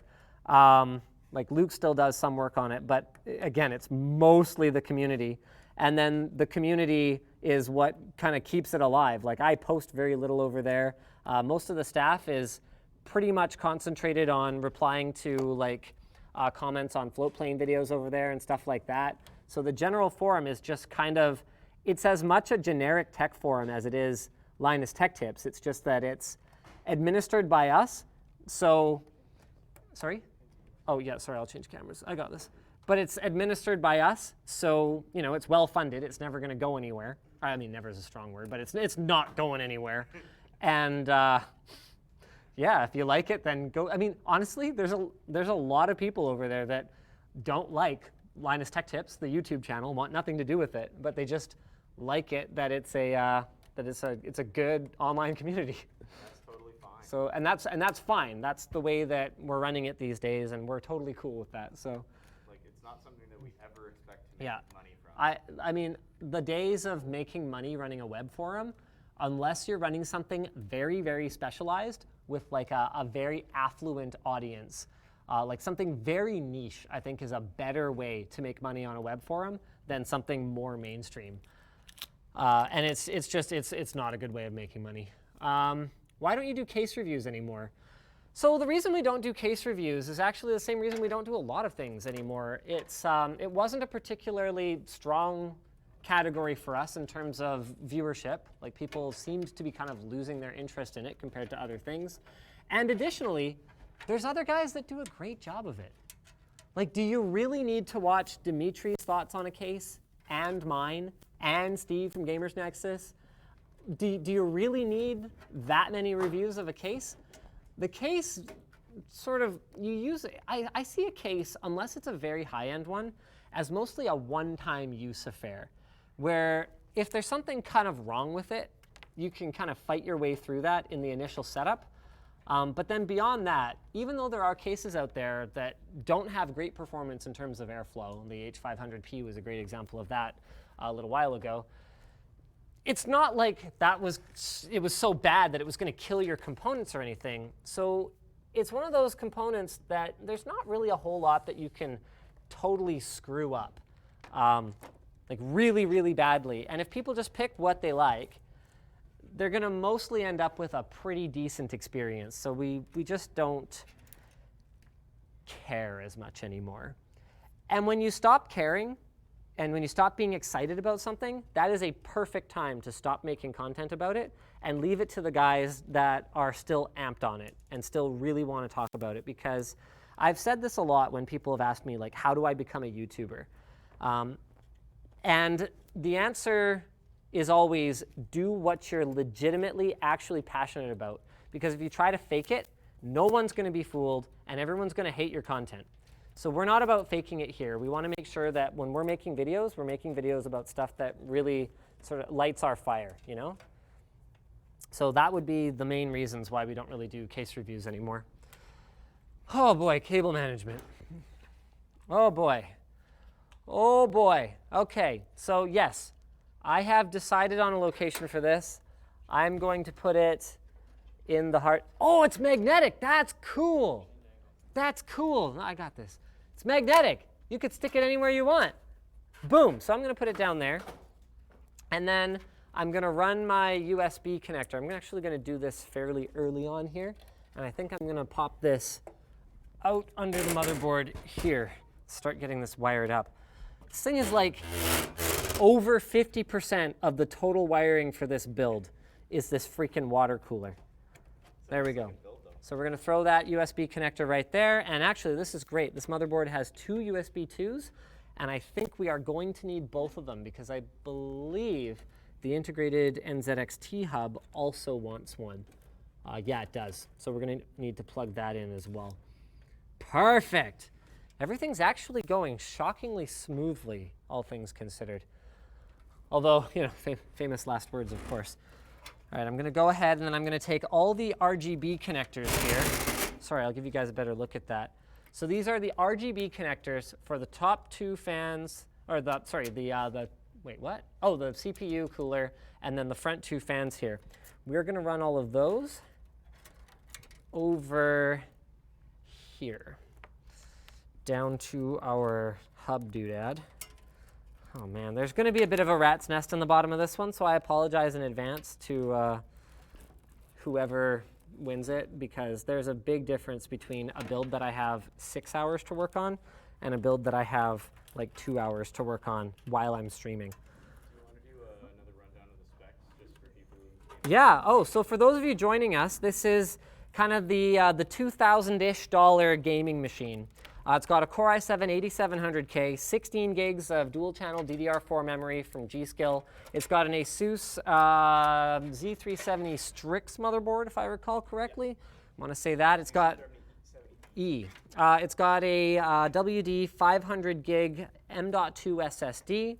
It's got a 4 terabyte hard drive from Seagate. It's in an NZXT H500i. And then it's running an 80 plus platinum 850 watt power supply from SeaSonic down here. And of course, we are rocking a GTX 1080 Ti for both gaming and light workstation use. And the whole thing is going to be running an LG UltraWide 38-inch monitor, which you can actually see in the back over there. So that's just waiting for me to get my crap together and get this machine built. It's just sitting there, patiently waiting. It's like poised, you know? All right, so we've just jammed all those cables in there as best we can. And we're going to kind of zip tie them up a little bit later, but that's all I can really do for now. Now, we're going to try and find power connectors for the actual fan components of our fans. You know, the important stuff. Wait. Oh, this is good. So we can actually use, interesting, we can use the built-in NZXT thing here to power our fans. Yeah, why don't we do that? You know what? I really don't even know if I want to do that. I might just plug into the motherboard. I'm all about that built-in motherboard control, because then you can even configure profiles in the BIOS and stuff. We actually have 3 separate options for fan control for this system, just because of the Cooler Master Cooler, the NZXT case, and the ASUS motherboard. So let's go ahead and see how ASUS has positioned their plugs, and then if they're good, then we'll go with that, and if they're not, then I'll use the hub. Anthony gave $10 and said, "Hey Linus, can you try to find a clever cooling solution for the 2018 MacBook Pro, which has overheating issues? Maybe like your MacBook water cooling video." Clever cooling solution for the 2018 MacBook. Actually, I did have some thoughts. I think one thing we're going to do for sure is liquid metal it. The only reason we hadn't liquid metaled our old one yet, like that's been on our content calendar for a while, was that our new designer is a Mac and has been using it, so we weren't able to get it from him. So that's the thing. Oh shoot, I plugged the wrong one in. I wanted to do the other one for this. Sorry, give me 1 second here, you guys. So we're probably going to liquid metal it and see how much that addresses the problem.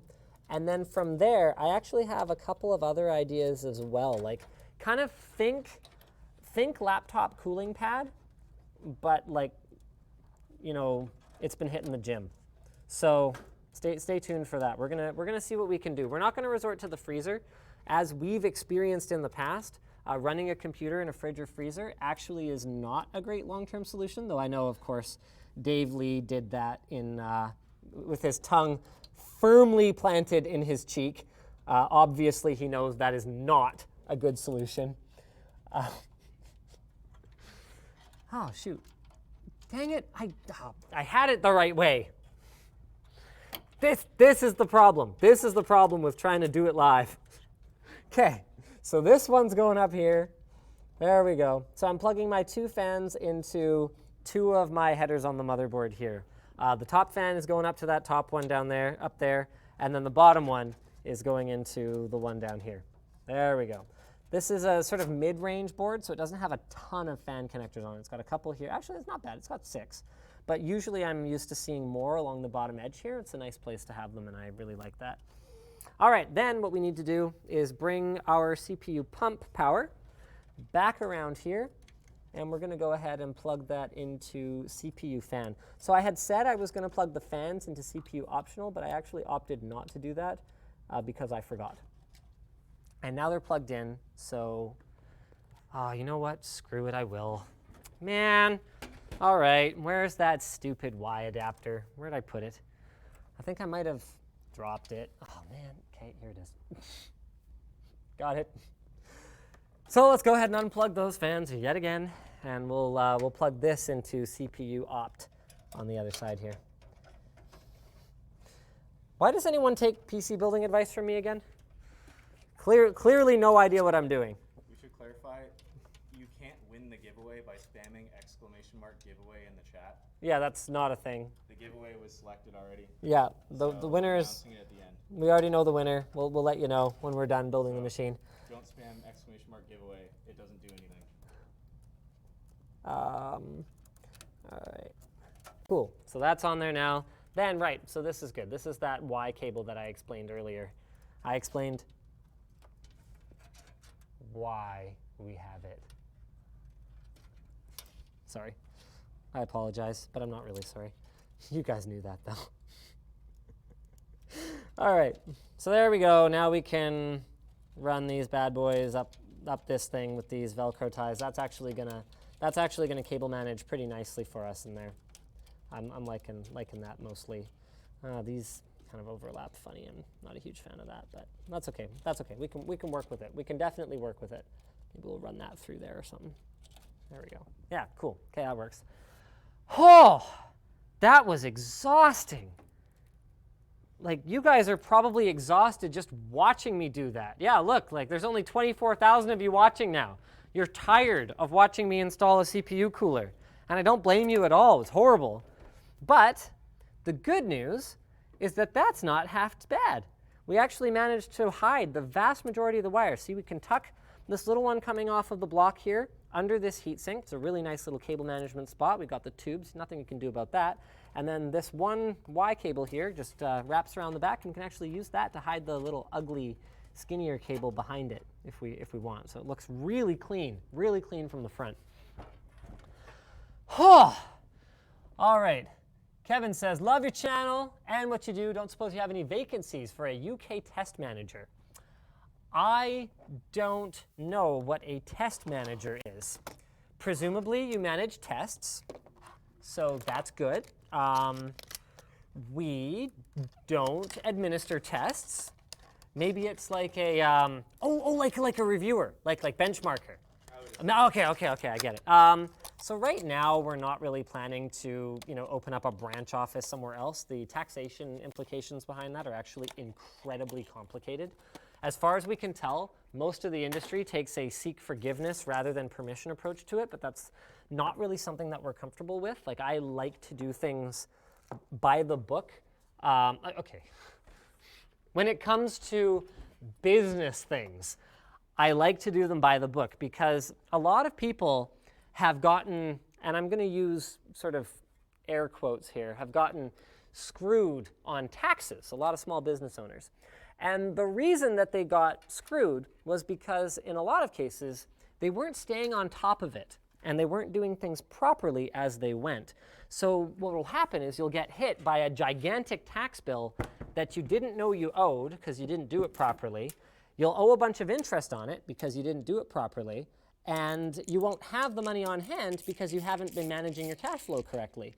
And something that a lot of people don't realize is that I actually, try to run this business in a way that is, sustainable for the long term and all that good stuff, and that matters a lot to me. So we really do try to do everything by the book to the greatest extent that we can. And it's not always possible. Like sometimes the hourly rate for the tax lawyer who can advise you about what to do in some weird edge case is more than you would have owed if someone came back to you 5 years later and was like, hey, you owe us this money. And you're just like, well, you know what, we'll cross that bridge when we get to it, and we'll just pay it with interest. What else are we supposed to do? But a lot of things aren't like that, so we do our best. What else we got here? Skrill. I love your videos so much, and you inspired me to make my first PC at 13. Did I read that one before? Lives like that are feature for Linus Tech Tips. Consider that. Hello from PL, says Christophe Pasteur. They're saying live builds like this are the future? Oh, live builds are the future. Oh, I don't know. They're really stressful, right? I was going to talk about the whole thing about being on camera, you'd think it's comfortable. So it is comfortable, but only in certain situations. So one of the things that's not comfortable for me is, oh, dang it, I went and I put the screws for the bottom of the case into the drives. Bloody hell. One thing that's not comfortable for me is stills cameras. And I joke about this with anyone who's ever sort of watched me in person working on shooting a thumbnail, for example. You put a video camera in front of me, I'm pretty comfortable. I can kind of do my thing. I can talk to the camera. I can multitask. Sometimes I'll screw up and I'll use the wrong screw and I'll put it in the drive instead of the bottom of the case. They're threaded the same. Nothing's ruined or anything. It's just I'm wasting time. But I'm pretty good. But then you go and put a stills camera in front of me and I just lock up. I have no idea what to do with my hands. I have no idea what face to make. And I'm just like, this is very uncomfortable. Put it away. I hate this. So believe it or not, one of the things we've resorted to around here is actually shooting our thumbnails as video and then just pulling a still out of it after the fact. Because we shoot on Red, this is not a good reason to buy a Red camera, but because we shoot on Red, that 8K resolution means that we're really compromising almost nothing in terms of the image quality of our thumbnail by shooting it on a video camera, even though it's really not designed for that. If you called up Red and you're like, hey, so, we're going to buy a Red weapon and we're going to just use it instead of a DSLR for photography shoots, they'd think you're drunk. They'd be like, that's the stupidest thing we've ever heard. And yet, here we are. No wonder Red doesn't talk to us. Actually, I did have a conversation with Red the other day. I pitched them a crazy project that I sincerely hope that they will, put the past in the past and work with us on, because that would be the best thing ever. Let us know in the comments. Do you guys want to see a Linus Tech Tips Red Digital Cinema collaboration on something kind of crazy? I'd love to know what you guys imagine it would be, because it's something that I suspect most of you wouldn't guess. It's pretty neat. So what I'm doing right now is I'm installing the hard drive. This case, not a great hard drive installation experience. I personally prefer So I personally prefer plastic rails that you can just slide the drives in from the back. But what this approach with the little metal cage down here and all screws does is a couple of things. One is that it allows you to put a third drive up on the top. So that's pretty neat. You can screw that in with the little tabs on the side, and then you can put 2 more down here. So they get an extra drive out of it.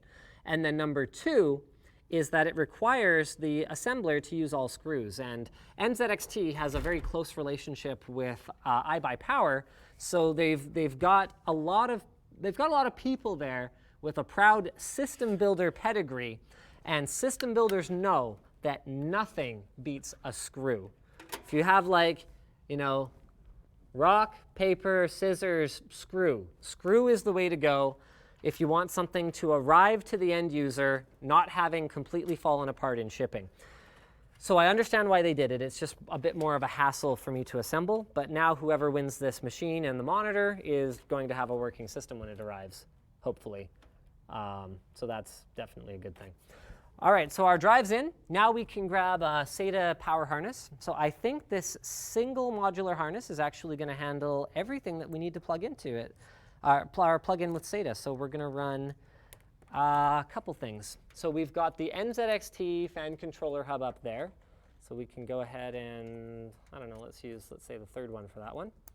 We've got our Cooler Master hub down here. Okay, that one goes in a little something like that. Actually, I'm going to use the third one for this drive here. And then we've got this drive right here. You want to be really careful with these SATA connectors. They're a little bit fragile, so you just need to make sure you've got them aligned exactly right. They're keyed, so they only go in one way. Just look closely. And then you push them straight in. Don't put any upward or downward pressure on them, because if you do that, there's a good chance you'll snap the connector off the drive, and it typically costs more to try to replace that connector than it would to just buy a new drive. So that's a bad time. Don't want to do that. All right. Oh man. See, this is what I hate about these stupid little male-to-male RGB pin things. I just bent that one, just doing basically nothing to it.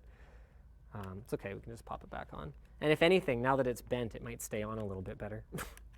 They also come off really, really easily. It's quite frustrating. So we're gonna. I might need to pop this off while I put it in.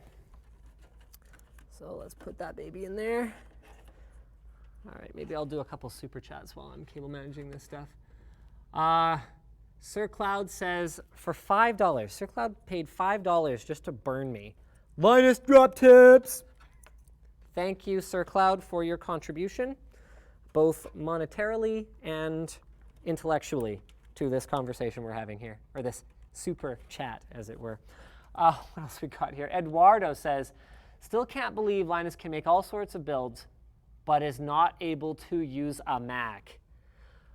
Okay, now hold on a minute. In fairness to me, if I have the power of Google on my side, I can use a Mac.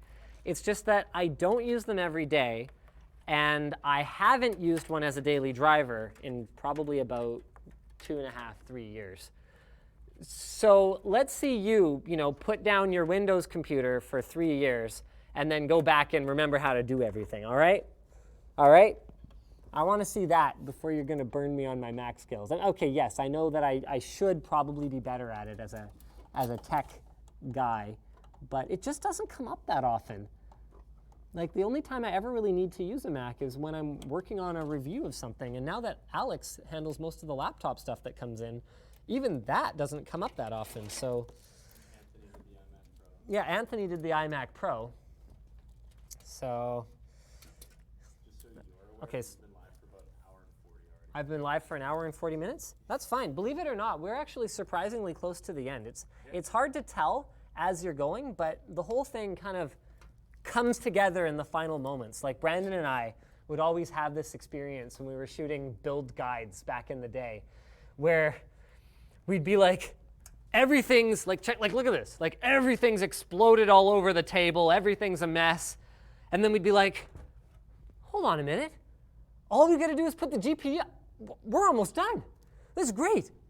All right, so the last couple of things that I've got here. I've got to do my data for the hard drive, but I'm going to do that later because that's a particularly fragile connector. We don't want to bump it. So all I've got to do is my front panel case connectors here. So what is this? LED.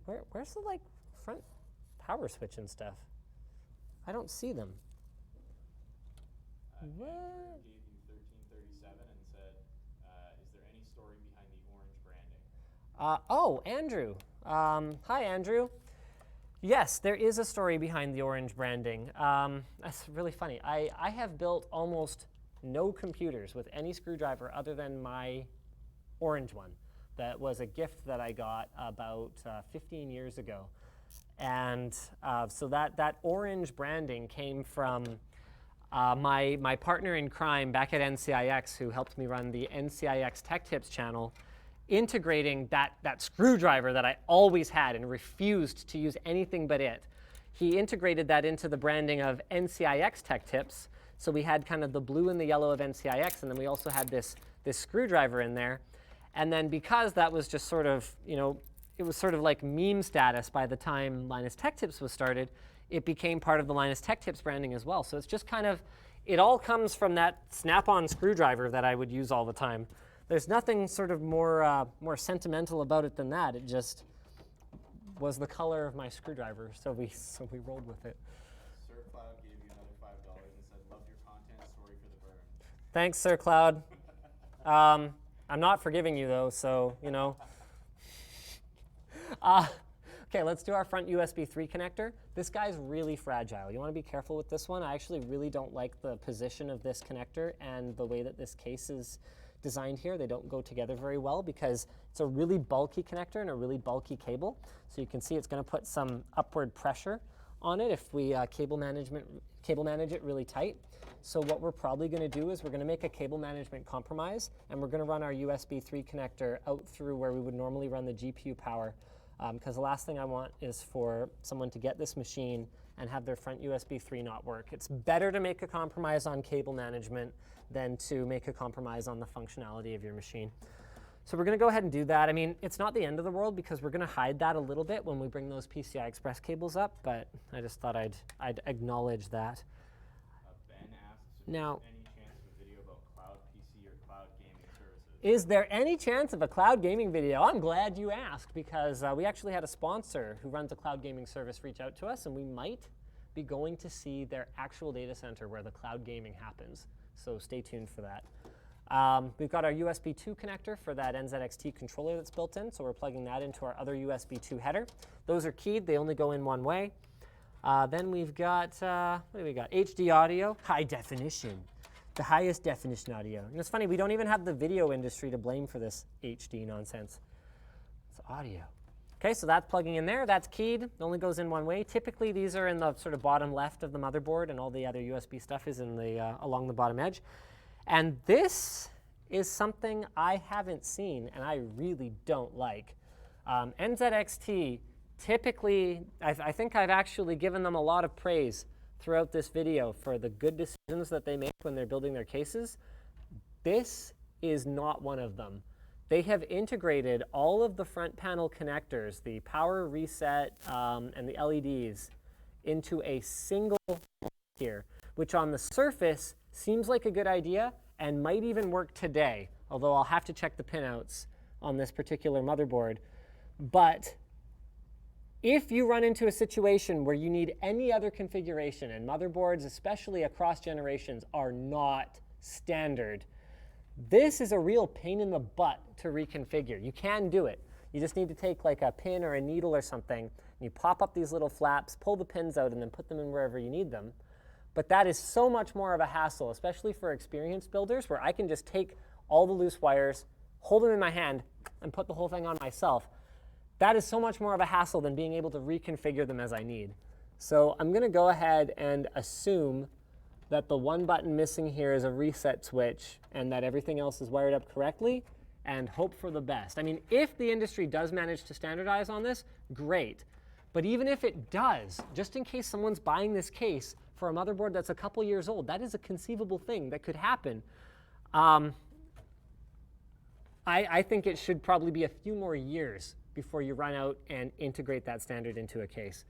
But I mean, I'm sure NZXT has their own sort of thoughts on the situation, and they don't agree, and that's fine. That's the beauty of the world we live in. People have the right to disagree, and then I have the right to disagree right back in your face. All right, so this is over here. This all looks pretty good.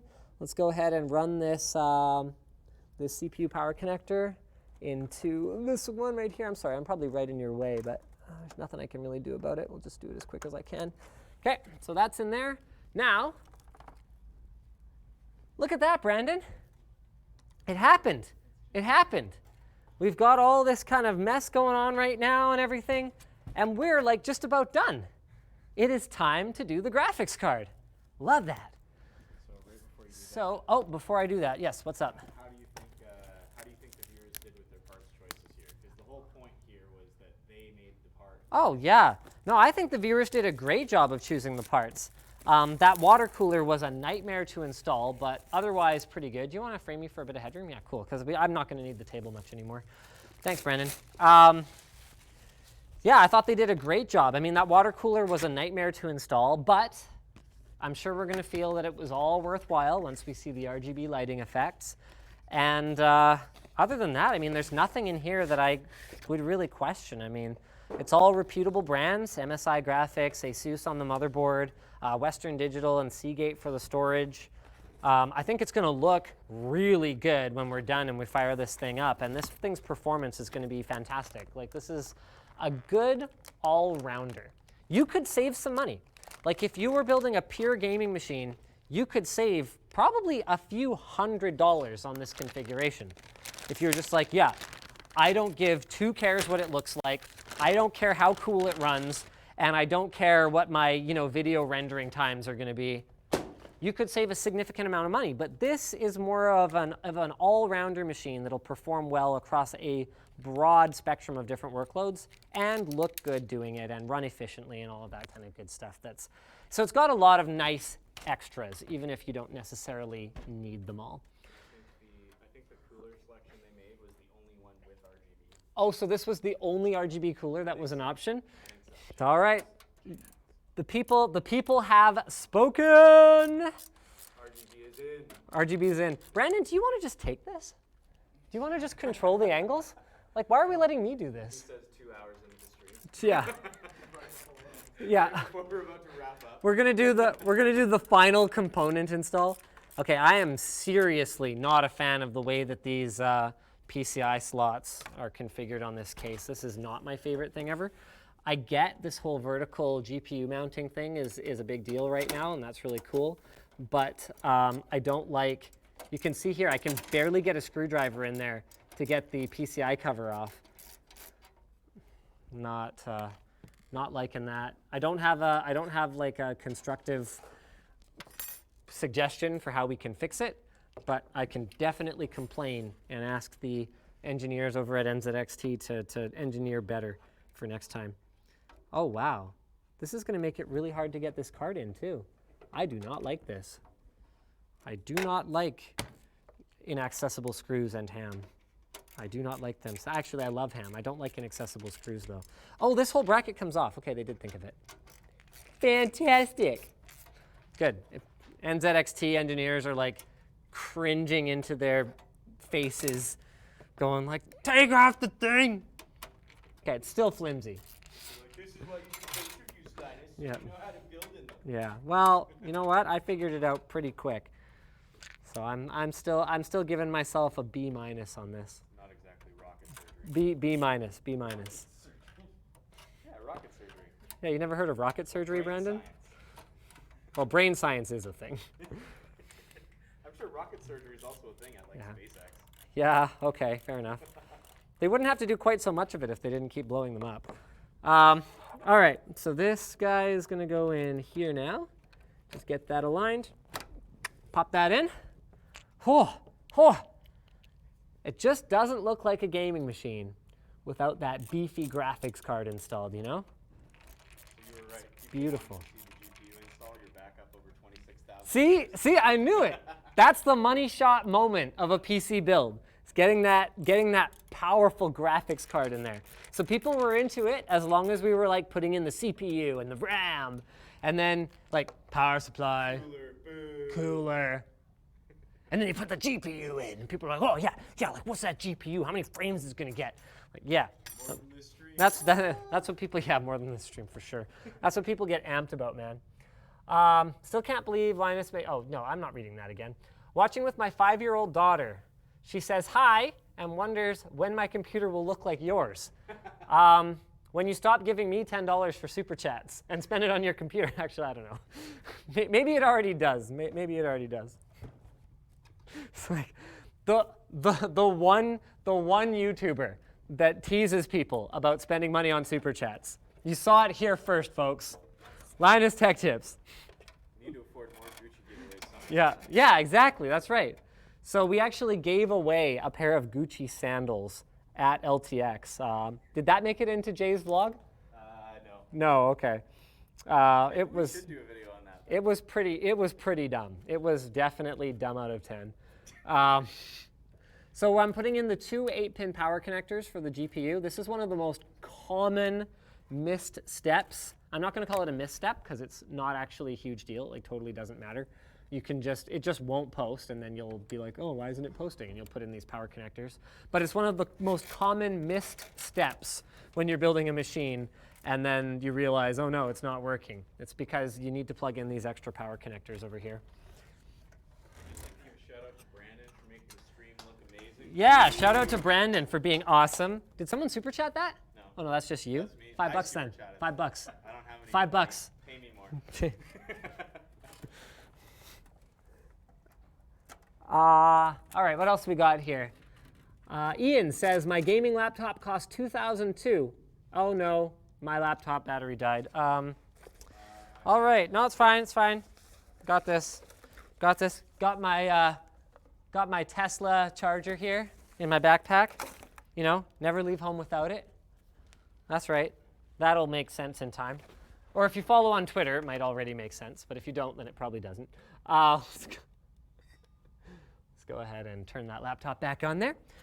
And theoretically, I don't want to speak out of turn here, but theoretically, this system should post.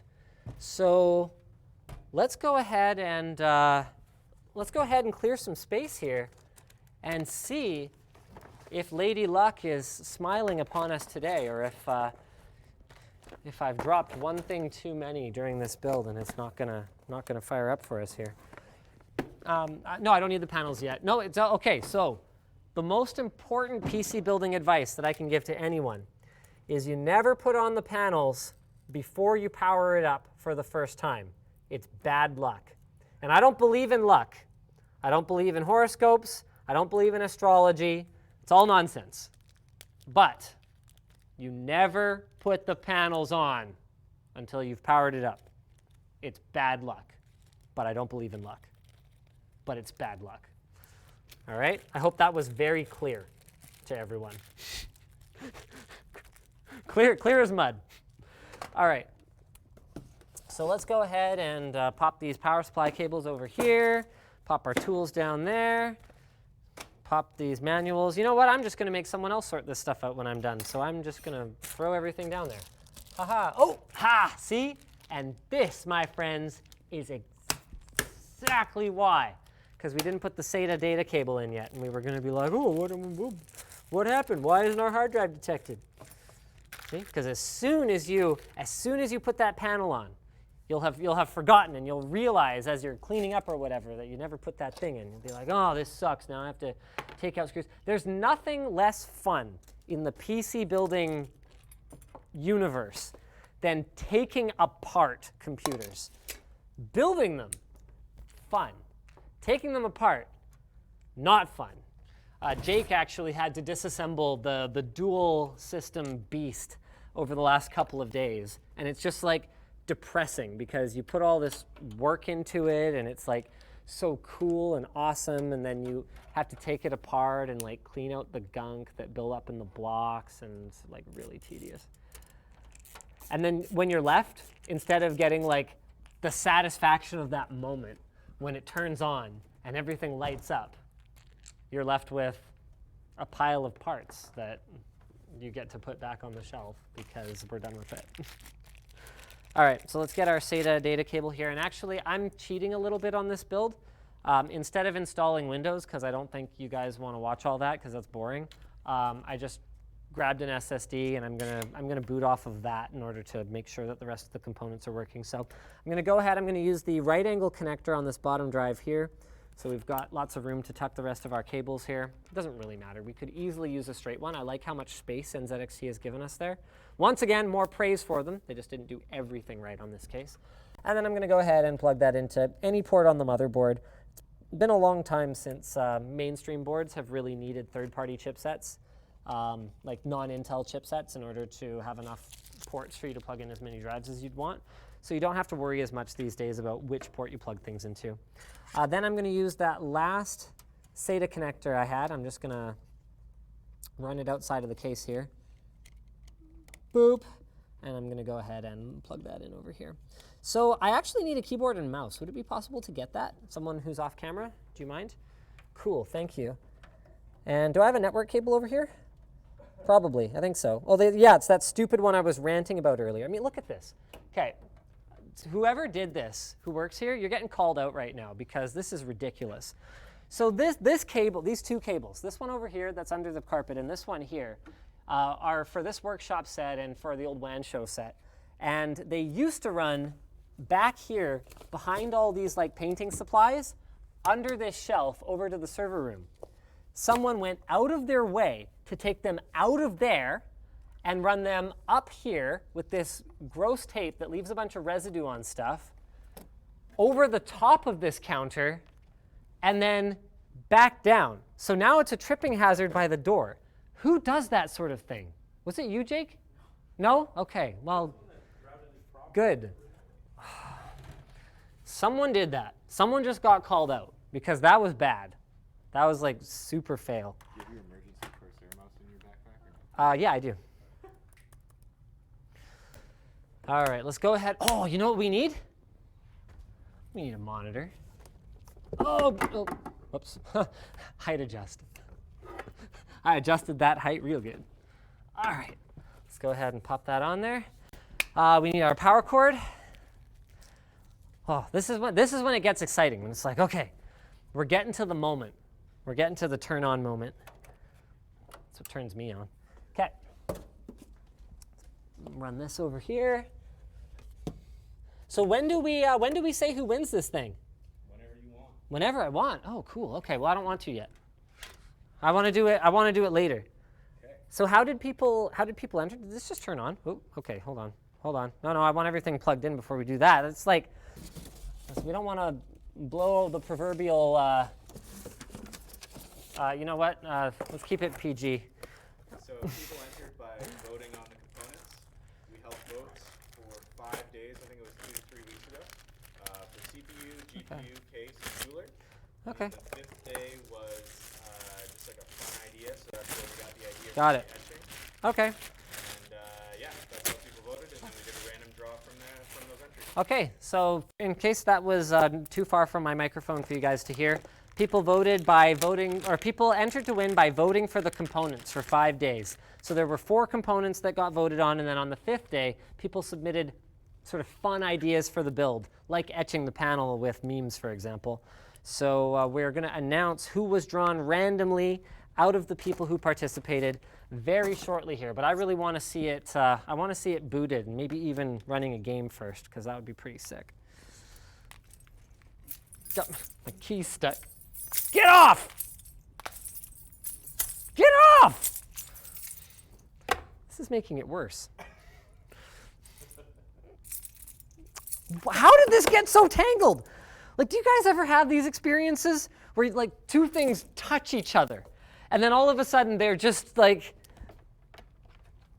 permanently fused together for some reason? All right, here's our power brick for the monitor. Needs a pretty hefty power brick because it's like a lot of pixels and whatnot. Get that bright HDR backlight.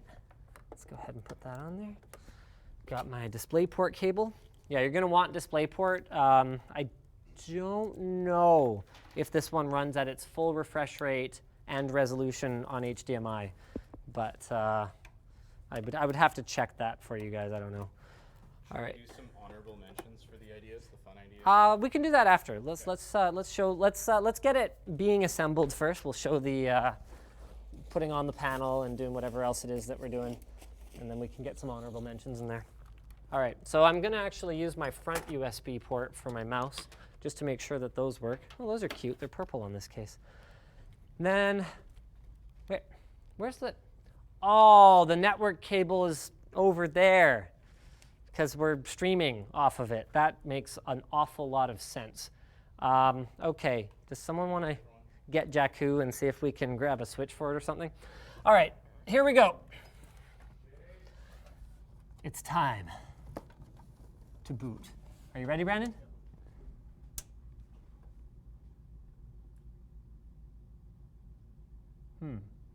Okay. So,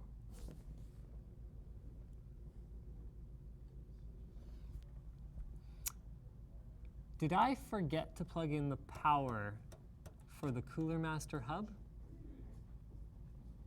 That seems possible. Wait. Oh. No, that's just the, interesting. That's just the lighting for the board. That's just standby lighting, so you don't actually have to have the system powered on for that to work. Interesting. All right. So now we're powered up, but I'm actually still not seeing any RGB to those fans. So it is entirely possible that that hub is not powered. No, it must be powered because the fans are spinning. I guess it's possible that we have to configure it in Cooler Master's utility or something like that. Okay. I don't know if I ever turned the monitor on though, so that's probably a key step. This has been somewhat anticlimactic. I apologize. Well, we're on HDMI. Let's go ahead and switch our input.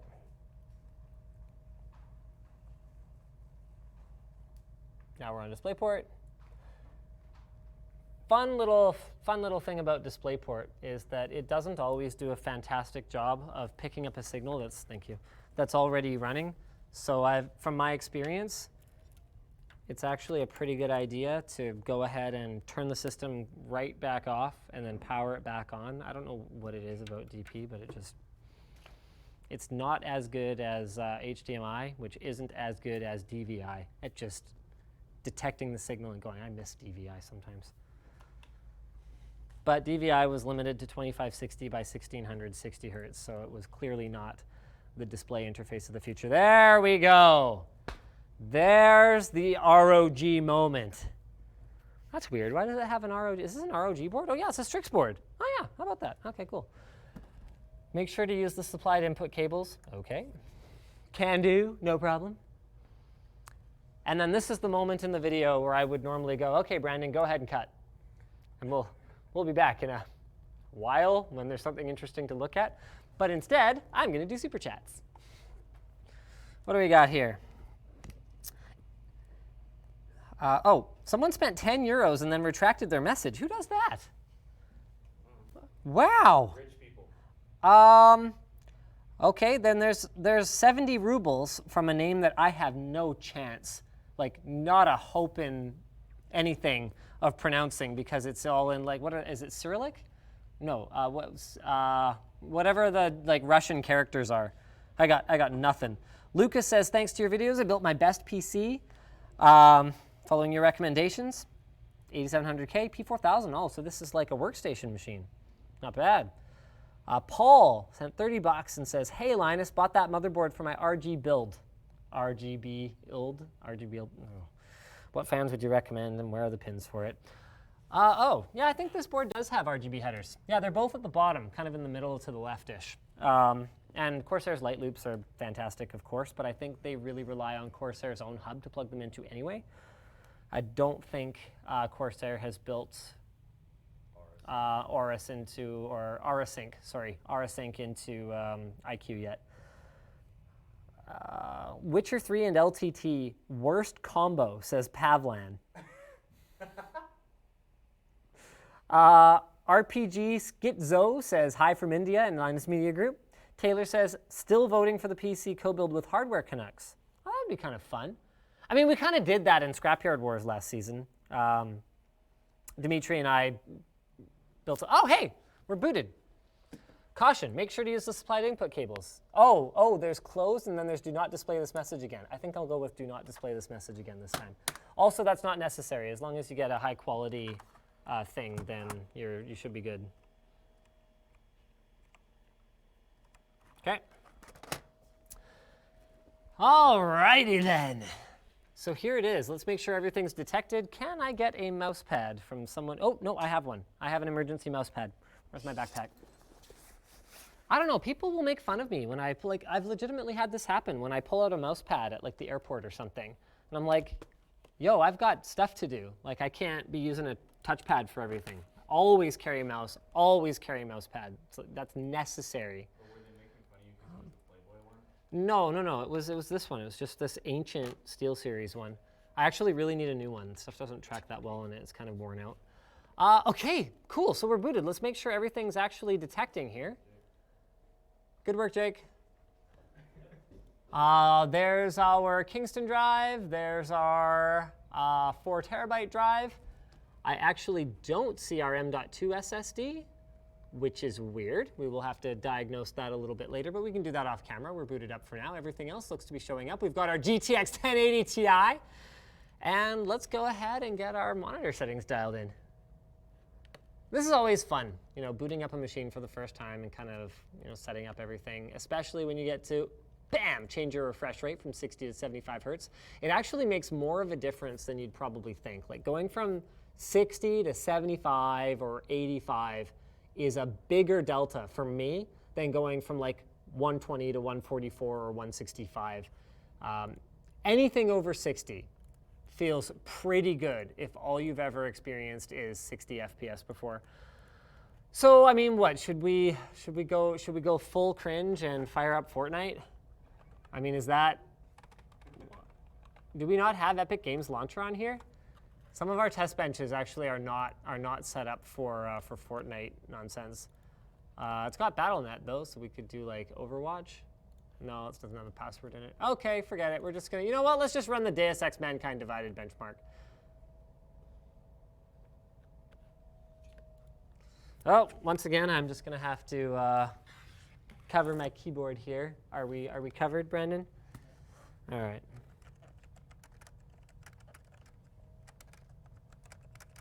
I have no idea if I actually entered that right. I'm thinking probably not. Oh, did I get it? Oh, nice. All right, exit Battle.net. Christian says, been following since your NCIX days, like the build. Zachary says, but can it run Crysis? Oh, I'd love to know. Where's Steam? Can it run Crysis? Crysis 1. Okay, let's get that downloading in the background there. Hey, come on, you know we gotta do it. Allow downloads during gameplay, and we're good. That is downloading. Oh no, it's doing a bunch of updates. No, I don't want to do no updates. Let's download Crysis first. How big is Crysis?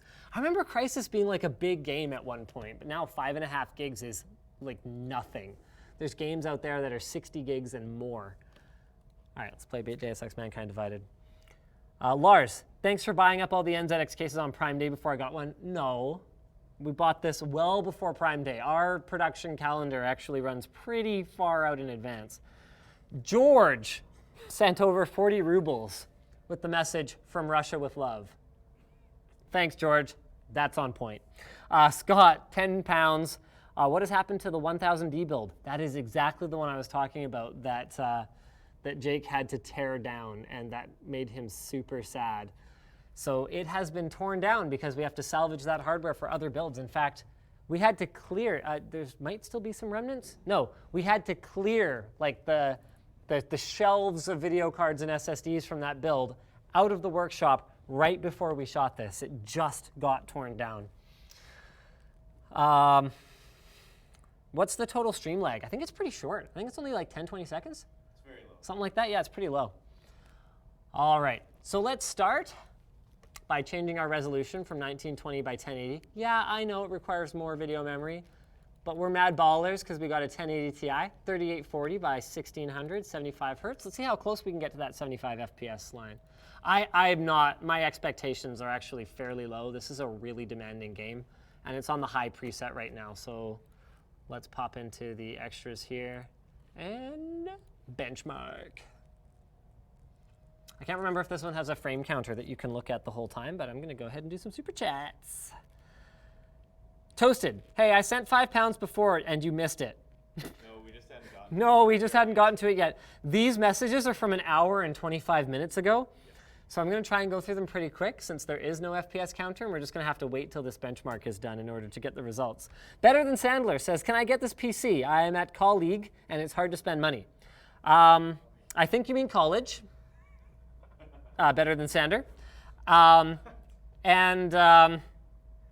Sorry, the way to win has already been closed, but I think we're doing some more PC giveaways before the end of this year, right? Some like build giveaways? Sure. Yeah, so stay tuned, stay tuned. Emmanuel, 20 bucks. Hey Linus, I have a few questions on building my first PC from the ground up. I'm acutely using the same motherboard. Can I send you an email with my parts list and get your opinion on it? The best place to go is our forum. We actually have a new build section of the forum where you can post what your machine's for. There's a whole there's guidelines and everything for how you can post. And then we've got an amazingly helpful community that'll walk you through that.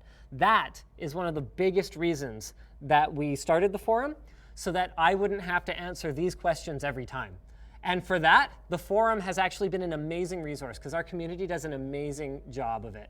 It's been really cool, and that's why we'll keep supporting the forum no matter how unprofitable it is. We don't care. Rage Modding says, Dennis live build. Okay, that is actually something that we might do at some point. Dennis has expressed an interest in hosting more content, so he's going to be doing a Tech Quickie soon. Did you know that? Yeah. So Dennis will be hosting as fast as possible, and then apparently he also wants to do a Tech Linked. Ryan says, would you rather be a meme or a GIF? I'd rather be a GIF of a meme. GIF, actually, sorry, excuse me. Benchmark results. Hey, not bad. Wow, it's almost like we built this machine to run on this monitor. We got 62.6 FPS average, which means on average, we would need that higher than 60 hertz refresh rate, and our max was 75.1 FPS. So we are literally getting the full potential out of our build and out of our monitor. It's nice when things balance out like that, isn't it? But can it run Crysis? Oh, first time setup. See, what I want to know is why it doesn't do first time setup when I install the game. Oh wow, we have to install Punkbuster. Super chat. Lordy. Pit ZX2, is it bad that I'm running a Ryzen 5 1600 with a GTX 750 Ti in 2018? No, not necessarily.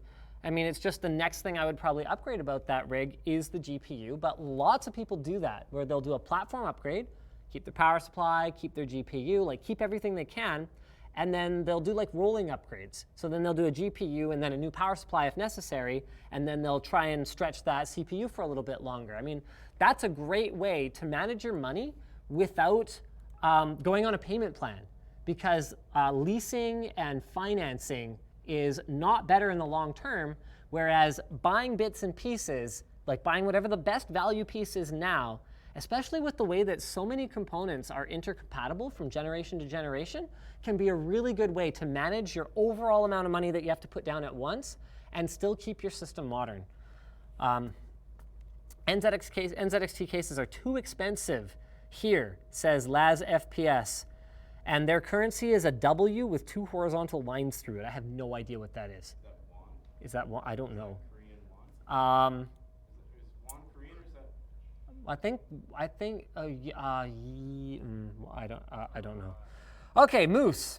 What's the most expensive thing you have worked on for LMG? It's actually the upcoming 6 video editors, 1 CPU, I think. So that's going to be like a $50,000 to $60,000 machine, like not even including the monitors. It's freaking crazy. No, I don't want to launch Comrade. GameSpy Comrade, part of the Crysis install. W with 2 lines is Korean won. Aiden. Hey Linus, English and Royal Air Force here. Did you or any of your team ever consider a military career?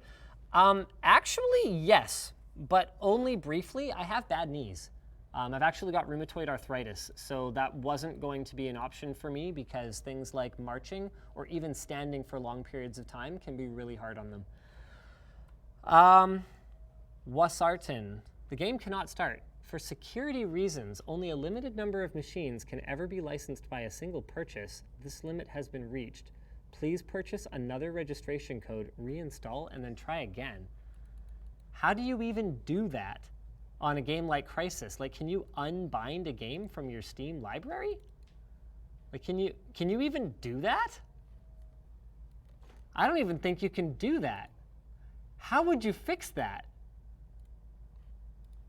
Wow. Eat a gigantic whatever reproductive organ is most offensive to you. Wow. So no, it can't run Crysis, but I'm blaming some combination of Crytek, EA, and whoever else was responsible for that game. Actually, did EA publish the first one? I'm not sure. I can't remember. So, okay, I'm not going to blame EA if it's not EA. But you know what? No, let's blame EA anyway. Whatever. If you want, I have installs left on my Steam account. No, it's fine. Don't worry about it. I mean, it was just for the memes anyway. I think we're pretty much done here. The only thing left is the winner. And also some other talking points I'm supposed to... Whoop! Got my cable caught there. And also some other talking points. So the machine works, so that's good. That's always stressful when we have to announce a winner live. It's like, hey, you won. Well, don't worry, we'll get it working before we send it out. So it's working, and we get to tell you that... Do I have the winner in this doc? It should be right at the top. There we go. So the winner of the PC is... This is a difficult name, but I'm going to do my best. They're from Canada. Hey, that's freaking awesome. Repping my, my Canadian brother, sister, not sure. The name is Shoshi. Shoshi V from Canada. Shoshi. Okay. Hey, cool. So you will be receiving some contact from us. We will get in touch with you about, oh no, LG will be in touch via email to confirm the win and speak to you about delivery options. You're gonna be getting this PC. Oh, we didn't put the etched panel on it. Where is it? Thing of beauty. Is there anything else that we have to do for the memes? Do you want to do the sandal thing? Yeah, fine. No. I don't really want to. I Alright, think we it's, don't have to. I don't know if it's the best. I do want to put this etched tempered glass side panel on here, though. This is fantastic. So that adds a touch of uniqueness to the build. And then I think one of the other ideas contributed by our viewers to make the system just one of a kind is to have it signed by the Linus Tech Tips team. So I'm going to go first, but we're going to cover the entire front panel with signatures, everyone here. And there you have it. A one-of-a-kind, high-performance gaming machine, ultra-wide monitor. Congrats to Shoshi V from Canada. And let me just see if there's anything else that I gotta get going on here. Do you want to do any honorable mentions for? Yeah, I'll do some honorable mentions. Some of the other kind of silly ideas were scratching, sponsored by LG, into the bottom of the case. It would kill me to just put scratches on this thing at this point. Someone wanted me to paint a sandal print on the front panel. I mean, if you guys really want that, I did bring an extra sandal today. Like we could Go get it if you want. we could throw some paint on there. Doesn't it feel like we'd be ruining it? Okay, Brandon thinks we'd be ruining it. Brandon. If Shoshi wants it, then we'll do Yeah, it after. there. If Shoshi wants it, we will put a sandal print right on the top. One idea was to put on a different shirt every time I added a component. I actually kind of liked that one. Put on another shirt. Oh, So another you'd be shirt. wearing like 100 shirts Oh, already. I'd be sweating so much. Oh, I would die. No, I'd be dead by this point in the stream. I've been streaming for over 2 hours. I'd be dead. Under studio lights, I'm already dying. It would be 3.5 hours That, at this point. and you guys would barely be able to hear me because I'm wearing a lavalier microphone under my shirt. I've actually had a lot of people ask how we do our audio because they can't see the mic. I've got a whole system. Hey, have there been any comments on my shirt? Has anyone even noticed that I'm like repping Gamers Nexus today? I don't know. Oh, okay. Well, yeah. I don't know. I picked this today because I was like, hey, we're doing a live stream. Maybe I'll rep the Gamers Nexus. What else we got? Adding a Linus figurine. Oh, okay. So those figurines, those 3D printed figurines that LG has sent me over the years, one of them we auctioned for charity at LTX last year, if I recall correctly. One of them is gone, and I have kept the other one just because I don't know. It's a pretty cool memento of this period of my life. You know, when I'm old and irrelevant and my grandkids can't relate to me. You know, I can show them that figurine. That's sort of the way I envision it. So that one wasn't really up for grabs. Those would be pretty expensive to replace, and it also, you know, the meaning is hard to replace. I want to take a selfie with the picture though, or with the selfie with the picture. I want to take a selfie with the system though. Let's get that done. That was one of the suggestions. Yeah, that's fine. I can get that out. All right, got a selfie with my system. Taking them live selfies. I've been coached on my selfie game by people who have attended conventions or that I've run into at shows and stuff, because I really am not apparently that good at it. So that's great to know. Thanks, guys. I think that pretty much wraps it up. If I didn't get to your super chat at this point, I think all I can really do is sincerely apologize because I totally suck. I'll do a couple more before we go, though. There were also so many, so thank you, everyone. Yeah, thank you, of course, for your support. We had no idea what like this super chat thing did or whatever. NHD 15, should I get a water AIO, says Andre. No, NHD 15 is excellent. Aviation Pro, oh, it skipped to the bottom. Okay, let's do some recent ones. Janzy Boy, PC inside an old CRT, Ultimate Sleeper. Yes, we are considering that. We are working on that. Actually, we are actively working on that. Joris, I need to know how to fix that crisis problem. I'm sorry, I've got nothing for you. Hey Linus, today is my birthday. I got $300. What's the best keyboard and headset I can get? Okay, headset, super personal. Keyboard, if you want wireless, Corsair's got a really good wireless gaming mechanical keyboard. Personally, I'm partial to anything with Cherry MX Browns, but I'm sort of a mostly typer, little bit gamer. If you're more of a gamer, a lot of people recommend Reds. I personally hate them. And if you're pure typist, then and you don't have people around to get annoyed with you, then blues are a good choice. Sean Park says, Linus, what are you using to make your test bench hard drive? I thought you can't take a hard drive from a different PC with Windows already installed. Common misconception. In most cases, you can do that. It doesn't really matter. And Windows will do that thing. It'll detect new hardware on first boot. But a lot of the time, if you're not like going from AMD to Intel, it'll pull it off just fine. Tyler says, fly me up there and teach me everything. Tyler, for $10, I unfortunately can't. But, you know, you might have an opportunity in the future. We're going to do some giveaways that will involve traveling up here and building a machine with me. KN Vels for €5 says, not really related to this build, but is the Xiaomi Mi Mix 2S still your daily driver? No. Right now I'm using the Samsung Galaxy S9 Plus. For $1,000, can I buy a lifetime member to Floatplane? Probably. That works out in our favor. I think, yeah, that works out in our favor. I think you're better off with the $3 a month or even $5 when it probably goes up to that. 50 years of subscription. Yeah. Waffle says, you're great. I love your vids. Thanks, Waffle. Henry says, good $200 to $270 GPU.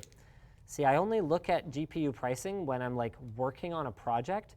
So I'm going to guess GTX 1060 3 gig, not knowing if that's actually that price. But that one's a really good value. Failing that, the 1050 Ti is pretty good. RX 570 and 580 are both good values, assuming that the pricing's not jacked up by miners. Let's see how much a 1063 gig is.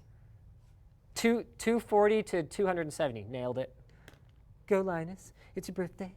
From Kamloops with Love, says Alex. Hey, Kamloops. You know, Kamloops. I was actually in Kamloops once when I saw like a drug addict walk out from an alley in front of me and then literally pass out while standing up right in front of me. I was like 11 at the time. It was very traumatic. Great story. Yeah. People rushed to help him. You know, good people of Kamloops were like right in there. They were on top of that, so that was really good. Calvin sent $20 saying, still trying to get rid of that beanbag that you tried to dump on iJusting. I'm in Vancouver. Can maybe use a beanbag chair. If not, I tried. You know what, Calvin? Sure. You can come pick it up. Email the email that we have listed on the YouTube channel and say that I said you could have it. But you're going to have to provide verification that this is actually your YouTube account. So there you go.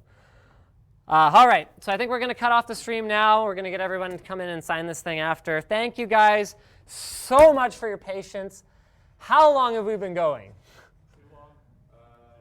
2 hours, 23 minutes. 2 hours and 23 minutes.